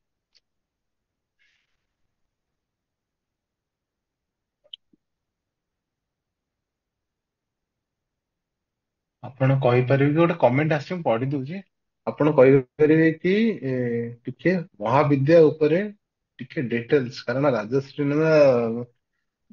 ତା ମାନେ ରାଜଶ୍ରୀ ନନ୍ଦୀ ଦେଖିକି ତାପରେ ଆଉ ପଢିବା ମାନେ ବେଶୀ କହିବାକୁ ଚାହୁଁନି। ୟୁଟ୍ୟୁବ ରୁ ମହାବିଦ୍ୟାଙ୍କ ଉପରେ କାହିଁକି ଦେଖୁଛନ୍ତି? ମହାବିଦ୍ୟାଙ୍କ ଉପରେ ପଢିବା କଥା କି ନୁହେଁ। ଯଦି କାହାକୁ ଜାଣିବାର ଅଛି କୋଉ ଗୁରୁ ଦେଖନ୍ତୁ, କରନ୍ତୁ। ଏମିତି ୟୁଟ୍ୟୁବ ରୁ ମହାବିଦ୍ୟାଙ୍କ ଉପରେ ମୁଁ ତ ଆଲୋଚନା କରିବାକୁ ଚାହୁଁନାହିଁ। ଗଭୀର ଜିନିଷ with ମାନେ ଶାକ୍ତ ଉପାସନାର ରିପୋକସନ ବହୁତ ଥାଏ। ଯଦି ଭୁଲ ଭାଲ କରିବେ ହଇରାଣ ହେବେ। ତେଣୁ ବୈଷ୍ଣବ ଉପାସନାରେ କି ମାନେ ପ୍ରେମ ଭକ୍ତିରେ ଆପଣ ହାତ ଯୋଡିଦେଲେ ହେଇଯିବ, କିନ୍ତୁ ମୋ ମହାବିଦ୍ୟାତି ଉପାସନା ବିଷୟରେ ସୁଯୋଗ୍ୟ ଗୁରୁଙ୍କ ପାଖକୁ ଯାଆନ୍ତୁ। ଘର ପାଖରେ କିଏ ଜାଣିଥିବେ ଜଣାଶୁଣା ପାଖରୁ ଯାଆନ୍ତୁ। ୟା ବିଷୟରେ ୟୁଟ୍ୟୁବରୁ ଦେଖନ୍ତୁ ନାହିଁ। ଧନ୍ୟବାଦ। କି ମାନେ ୟୁଟ୍ୟୁବରୁ ଦେଖିବେ ଯଦି ଦେଖନ୍ତୁ ଫର କ୍ୟୁରିଓସିଟି ପାଇଁ, ତାକୁ ପ୍ରାକ୍ଟିସ କରନ୍ତୁ ନାହିଁ। ମାନେ ମୁଁ ଯଦି ଆଉ ଥରେ ପଢିବି ତଥାପି ଆପଣ କହିପାରିବେ କି ଟିକେ ମହାବିଦ୍ୟାଙ୍କ ଉପରେ ଡିଟେଲ୍ସ, କାରଣ ରାଜର୍ଷି ନନ୍ଦୀ ଟିଆରଏସ୍ କ୍ଲିପ ୟୁଟ୍ୟୁବ ଚ୍ୟାନେଲରେ ମହାବିଦ୍ୟାଙ୍କୁ ମେନ୍ କହିଛନ୍ତି କି ମହାବିଦ୍ୟାରୁ 10 ଅବତାର ହେଇଛନ୍ତି। ଆଉ ବ୍ରହ୍ମା ବିଷ୍ଣୁ ଶିବ ରୁଦ୍ର ମହାଶିବଙ୍କୁ ମୁଣ୍ଡେଇଛନ୍ତି। ଆଉ କାଳି ତାଙ୍କ ଉପରେ ଛିଡା ହେଇଛନ୍ତି। ଟିକେ ଡିଫରେଣ୍ଟ ପର୍ସପେକ୍ଟିଭ ଅଛି ଏଇଥିରେ ବି। ସେମ ଜିନିଷ କହିବେନି କି କିଏ ସୁଭଦ୍ରାଙ୍କୁ ବ୍ରହ୍ମାଙ୍କ ରୂପରେ ଦେଖିଛି, କିଏ ଆଦିମାଙ୍କ ରୂପରେ ଦେଖିଛି। ଅ ତ ଶାକ୍ତ ମତରେ ମତ ଅଛି କି ଯୋଉ ଆମେ ସ୍ମାର୍ତ କଣ ଦେଖୁଛେ କି ପରମ ବ୍ରହ୍ମରୁ ବ୍ରହ୍ମଙ୍କଠୁ ବ୍ରହ୍ମଙ୍କର ବିଭିନ୍ନ ସ୍ୱରୂପ ହେଲେ ଗଣେ ନାରାୟଣ ରୁଦ୍ର ଏମିତି ବାସ କରିବା। ତ ସେମିତି ଶାକ୍ତ ମତରେ ସେମାନେ କହନ୍ତି ବ୍ରହ୍ମ ହେଲେ ମା ଯୋଗ ମାୟା ଆଦି ଶକ୍ତି। ବୈଷ୍ଣବ ମତରେ ସେମାନେ କହନ୍ତି ବିଷ୍ଣୁ ହେଲେ ଏ, ବ୍ରହ୍ମ ପରମ ବ୍ରହ୍ମ। ତ ସେଇ ମତରେ ସେଇ ମତବାଦ ଅନୁସାରେ ଯୋଉ ଧାରାଟି ଅଛି ସେଇ ଧାରାରେ ଏଇ ତତ୍ଵଟି ଆପଣ ଯୋଉ ଲେଖିଛନ୍ତି ସେଇ ତତ୍ଵ ପର୍ଯ୍ୟବେସିତ। ତେବେ ଯୋଉ ମତକୁ ଯିଏ ମାନିଲା କୋଉ ମତରେ ନିନ୍ଦା ନାହିଁ। ଆମେ ତ ସ୍ମାର୍ତ ଲୋକ, ଆମ ପାଇଁ ସବୁ ସମାନ। ତେଣୁ କୋଉ ମତ ବି ନିନ୍ଦିବା ତ ନାହିଁ। ବାକି ଯାହାକୁ ଯାହା ଯୋଉ ଉପରେ ବିଶ୍ୱାସ ହେଇଛି ସେଇ ମତକୁ ପାଥେୟ କରି ରାସ୍ତା ଅଲଗା, ଲକ୍ଷ୍ୟ ଏକା, ମୋକ୍ଷ ପ୍ରାପ୍ତି। ତେଣୁ ଆଉ ବେଦର ବିଭିନ୍ନ କଣ କହିବି ଆନାଲୋଜି କି ଆନାଲିସିସ୍ ହେଲା ପୁରାଣକୁ ବେଦକୁ ବିଭିନ୍ନ କାହାଣୀ ଛଳରେ ଲେଖା ହେଇଛି ପୁରାଣରେ। ତାକୁ ସେମିତି ପୁରୁଷ ସୂକ୍ତରେ କିଏ କହୁଛି ପୁରୁଷ ହେଲେ ବିଷ୍ଣୁ, କିଏ କହୁଛି ପୁରୁଷ ହେଲେ ଶିବ, କିଏ କହୁଛି ପୁରୁଷ ହେଲେ ଦୁର୍ଗା। କାହିଁକି ତାର ବି ବିଭିନ୍ନ ଷଡ଼ାଙ୍ଗ ବନ୍ଧନୀ ମଧ୍ୟରେ ରହିକି ବି ତର୍କ ଦେଇ ଦଉଛନ୍ତି। ତେଣୁ ଅ, ଏଇ ଯୋଉ ବିଭିନ୍ନ ପୁରାଣାତ୍ମକ ମତବାଦ ସବୁ ଠିକ, କେହି ଠିକ ନୁହନ୍ତି। ଏ, ତେଣୁ ତା ଉପରେ ଆଉ କଣ କହିବି। ଆକ୍ଚୁଆଲି ଦଶ ମହାବିଦ୍ୟାର ଜନ୍ମ କେବେଠୁ ହେଲା? ଦଶ ମହାବିଦ୍ୟା ଯେତେବେଳେ ସତୀ ଦକ୍ଷ ଯଜ୍ଞ ହୁଁ କରୁଥିଲେ, ସତୀ ଯିବାକୁ ଚାହିଁଲେ, ତାଙ୍କୁ ରାଗିଗଲେ, ଛାଡିଲେନି। ଛାଡିଲେ, ନା ହଁ ଯେ ରାଗିଗଲେ। ଆମକୁ ଇନଭିଟେସନ ହେଇନି, ଆମେ ଯିବାନି। ତ ହୁଁ ସେତେବେଳେ କିନ୍ତୁ ସତୀ ନଛୋଡବନ୍ଦା ଥିଲେ, ସେ ଯିବାକୁ ହୁଁ ଚାହୁଁଥିଲେ। ଶିବ ତାଙ୍କୁ ହୁଁ ଛାଡୁ ନଥିଲେ। ସେତେବେଳେ ସିଏ ଦଶ ମହାବିଦ୍ୟାଙ୍କ ସୃଷ୍ଟି କଲେ, ଆଉ ଦଶ ଦିଗରେ ତାଙ୍କୁ ଜଗେଇ ଦେଲେ, ସୋ ଦ୍ୟାଟ ଶିବ ଆଉ ହୁଁ ତାଙ୍କୁ ଚେକ୍ କରିପାରିଲେନି। ଇଏ ତାଙ୍କର ଯିବାକୁ ହୁଁ ଚାହିଁଲେ। ହୁଁ। ତ ଆମର ଯୋଉ ଆଜ୍ଞା 10ଟି ଦିଗ ଅଛି, 10ଟି ଦିଗରେ 10 ଆଜ୍ଞା ପ୍ରକାର ଦେବୀ ତିଆରି ହେଲେ। ତ ଆଜ୍ଞା ଆଜ୍ଞା ଯେପରିକି କାଳୀ ତାରା ଉପରେ ରହିଲେ, ତ୍ରିପୁରା ସୁନ୍ଦରୀ ଆଜ୍ଞା ପାଦ ତଳେ ରହିଲେ, ଛିନ୍ନମସ୍ତା ଦକ୍ଷିଣ ଦିଗରେ ରହିଲେ, ଆଜ୍ଞା ଭୁବନେଶ୍ୱରୀ ବାମ ଦିଗରେ ରହିଲେ, ବଗଲାମୁଖୀ ପଛପଟେ ରହିଲେ, ଧୂମାବତୀ ଆଜ୍ଞା ଆଜ୍ଞା କଳାବତୀ ଏସବୁ ଚାରିପାର୍ଶ୍ୱରେ ଆଜ୍ଞା ଆଗ୍ନେୟ ଆଜ୍ଞା। କୋଣରେ ରହିଲେ। ସେଇଥିରୁ କନସେପ୍ଟ ଆସିଲା ଦଶ ଏଇ ମହାବିଦ୍ୟା। ତାପରେ ଚଣ୍ଡୀ କବଚରେ ସେଇ ହଁ, ଜିନିଷଟି ପୁରା ହଁ। ଲେଖା ହେଇନି କି? ଆଜ୍ଞା। ତାପରେ କିନ୍ତୁ ଶକ୍ତି ଉପାସନା ହିସାବରେ ତାଙ୍କ ପୂଜା ଡିଫରେଣ୍ଟ ଟାଇପ ର ଆଜ୍ଞା ପୂଜା ଆଜ୍ଞା ହଉଛି। ଆଜ୍ଞା ଆଜ୍ଞା। ଆଉ ପୁଣି ମାନେ ମୁଁ ଯେତେବେଳେ ନୂତନ ଉପାସନା କହିଲି particularly archaeology point of view ରୁ, ମାନେ ଆପଣ ଏତେ ଦଶ ମହାବିଦ୍ୟା ମୂର୍ତ୍ତି ସବୁ ଦେଖିବେ, କିଛି ମାନେ ଅତି ପୁରାତନ ମୂର୍ତ୍ତି ସେମିତି ମିଳିବ ନାହିଁ। କାରଣ ସେ କନସେପ୍ଟ ମାନେ ପୁରାଣ ହଁ, ସବୁ ତ ସତ୍ୟ ଯୁଗ ହେଇଗଲା, କିନ୍ତୁ right. କନସେପ୍ଟ ହିସାବରେ ସେ ରିଲେଟିଭଲି ମଡର୍ନ କନସେପ୍ଟ କହିଲି। କାରଣ ମହାବିଦ୍ୟା କନସେପ୍ଟ ମଡର୍ନ ନୁହେଁ। No. ଦଶ ମହାବିଦ୍ୟା କନସେପ୍ଟ ମହାବିଦ୍ୟା ବହୁତ ମହାବିଦ୍ୟା ଅଛନ୍ତି, କେବଳ ହଁ, 10 କାହିଁକି, ଅନେକ ମହାବିଦ୍ୟା ହଁ, ଅଛି। ଯଦି ବିଷ୍ଣୁଙ୍କ ଅନେକ ପ୍ରକାର, ଦଶାବତାର ହେଇଛି ମଡର୍ନ କନସେପ୍ଟ। ଅନେକ ପ୍ରକାର ବିଷ୍ଣୁଙ୍କ ଡିଫରେଣ୍ଟ ଦଶାବତାର, କନସେପ୍ଟରେ ଡିଫରେଣ୍ଟ ଟାଇପ ଆଜ୍ଞା, ଅଛି। ବିଷ୍ଣୁଙ୍କ ଦଶ ଅବତାର ଇଜ ଏ ମଡର୍ନ କନସେପ୍ଟ। କାରଣ ବିଷ୍ଣୁଙ୍କ 24 ଅବତାର ବିଷୟରେ ଲେଖା ହେଇଛି, ହୟଗ୍ରୀବ ଅବତାର ଇତ୍ୟାଦି ଇତ୍ୟାଦି। ମାନେ ବହୁତ ସବୁ ଲେଖା ହେଇଛି, ସେଗୁଡା ସବୁ ପୁରୁଣା କମ। ତାକୁ ଧୀରେ ଧୀରେ ଜଅ ଡାଉନ ହେଇକି 10 ଅବତାର ରେ ଜୟଦେବ ଜୟଦେବ ଦଶାବତାର ସ୍ତୁତି ଲେଖିଲା ପରେ ସେ ଅଜରାଦୃତ ହେଲା, ସେଇ ଅନୁସାରେ ଚାଲିଲା। ତାକୁ କିଏ କୋଉଠି ଟିକେ ପୁଣି ଚେଞ୍ଜ ଚାଞ୍ଜ କରିକି ଚଲେଇଲେ। ତେଣୁ ଗୋଟେ କନସେପ୍ଟ ହିସାବରେ ମଡର୍ନ, ବାକି ବିଶ୍ୱାସ ହିସାବରେ ସବୁଥିରେ ବିଶ୍ୱାସ। ହଁ। ଆଜ୍ଞା। ଆଉ ହଁ ମାନେ ମୁଁ ସମସ୍ତଙ୍କୁ କହିବି କୌଣସି ତତ୍ତ୍ୱ ବିଷୟରେ ୟୁଟ୍ୟୁବରୁ ଦେଖନ୍ତୁ ନାହିଁ। କାରଣ ମୁଁ ନିଜେ ପୋଡକାଷ୍ଟ କରେ, ସେଇ ହିସାବରେ ମଧ୍ୟ କହୁଛି। ଦେଖନ୍ତୁ, ବୁଝନ୍ତୁ, ତାପରେ ଆଉ 4ଟା ବହି ପଢନ୍ତୁ, ତାପରେ ତାକୁ ବିଶ୍ୱାସ କରନ୍ତୁ। ଅସୁବିଧା କଣ ହୁଏ, ସମୟ ସ୍ୱଳ୍ପ। ତ ଦ୍ୱିତୀୟ କଥା ହଉଛି ଆଇ ଆମ୍ ଆଜ ଗୁଡ୍ ଆଜ ମାଇ ଗେଷ୍ଟ। ମୋ ଗେଷ୍ଟ ଯାହା କହିଲେ ଗୋଟେ ପୋଡକାଷ୍ଟରେ ତାକୁ କାଟି ହୁଏନି। ଯଦି ଆପଣଙ୍କ ମନ ଭିତରେ ମଧ୍ୟ ଥିବ କି ଭୁଲ, ସେଇଟା ତ ଝଗଡା କରିବା ଇଣ୍ଟରଭ୍ୟୁ ନୁହେଁ ନା। ତେଣୁ ହଁ ସେଇଠି ଜାଣିଥିଲେ ବି କିଛି କିଛି କହି ହୁଏନି। ତୃତୀୟ କଥା ହଉଛି ଅ, ଗୋଟେ ତତ୍ତ୍ୱ ବିଷୟରେ ଗୋଟେ 15 ମିନିଟରେ କଣ ଜଣେ କହିପାରିବ, ଆଉ ୟୁଟ୍ୟୁବରେ ପୁଣି ଗୋଟେ ଗୁପ୍ତ ବିଦ୍ୟା। ମହାବିଦ୍ୟା ଉପାସନା ଇଏ ଗୁପ୍ତ ବିଦ୍ୟା। ତା ହଁ ଭିତରୁ କେବଳ ଫେମ୍ ହିସାବରେ ତାର ଗୋଟେ ଉପର ଲେୟାର ସେମାନେ କହିଦେଇକି ଛାଡି ଦଉଛନ୍ତି। ତା ଯୋଗୁ ମତିଭ୍ରମ ହବାର ଚାନ୍ସେସ୍ ବହୁତ ବେଶୀ, ବହୁତ ବେଶୀ। ଆଉ ତାର ରିଆକ୍ସନ ଗୁଡା ଦେଖିବେ, ବହୁତ ଗୁଡେ ଫେସବୁକ୍ ପେଜେସ୍ ବାହାରୁଛି। ଏଇ ଯୋଉ ଆମେ ପୁରାଣରେ ଶୁଣୁଥିଲେ ଶଶାଙ୍କଙ୍କ ସମୟରେ, ଏ ଯୋଉ ଚୋଳ ମାନଙ୍କ ସମୟରେ ବୈଷ୍ଣବ ଆଉ ଶୈବ ମାନଙ୍କର ଯୁଦ୍ଧ, ଶାକ୍ତ ଆଉ ବୈଷ୍ଣବ ମାନଙ୍କ ଯୁଦ୍ଧ, ସେଇଭଳିଆ ସ୍ଥିତିକୁ ଆଉ ପଳେଇ ଆସିଲେଣି। କାରଣ ଏ ଏ ଜିନିଷ ଯଦି ପ୍ରତ୍ୟେକ ଗୋଟେ ପ୍ରତ୍ୟକ୍ଷ ଗୁରୁଙ୍କଠୁ ପାଇବେ, ତାହେଲେ ସିଏ ଅପାତ୍ରରେ ଦାନ କରିବେ ନାହିଁ। ଯାହାର ସେତିକି ଦାୟିତ୍ୱବୋଧ ଥିବ, ଠିକ ଯାହାର ଯେତିକି ଜ୍ଞାନ ଥିବ, ସେ ଦେବେ। କିନ୍ତୁ ୟୁଟ୍ୟୁବ ରୁ ନେଲେ ମାନେ ଯିଏ ନାହିଁ ସିଏ ନେଲା, ତାକୁ ଯୋଉ ମତରେ ନିଜ ଫ୍ରଷ୍ଟ୍ରେସନ ବାହାର କରିବା ପାଇଁ ଦେବାଦେବୀଙ୍କ ଆଶ୍ରୟ ନେଲା। ତେଣୁ ମୋର ଯୋଡ ହସ୍ତରେ ସମସ୍ତଙ୍କୁ ନିବେଦନ, ଦେଖନ୍ତୁ, ଶୁଣନ୍ତୁ, ମଜା ନିଅନ୍ତୁ, କିନ୍ତୁ ତାପରେ ଆଉ 4ଟା ବହି ପଢନ୍ତୁ। ବହି ପଢନ୍ତୁ ଅତ୍ୟନ୍ତ, ନିଜ ପାଖରେ ଥିବା ମାନ୍ୟଗଣ୍ୟ ଲୋକଙ୍କୁ ପଚାରନ୍ତୁ, ଆଉ ତାପରେ କୌଣସି ନିଷ୍କର୍ଷରେ ଉପନୀତ ହୁଅନ୍ତୁ। ଆଜ୍ଞା।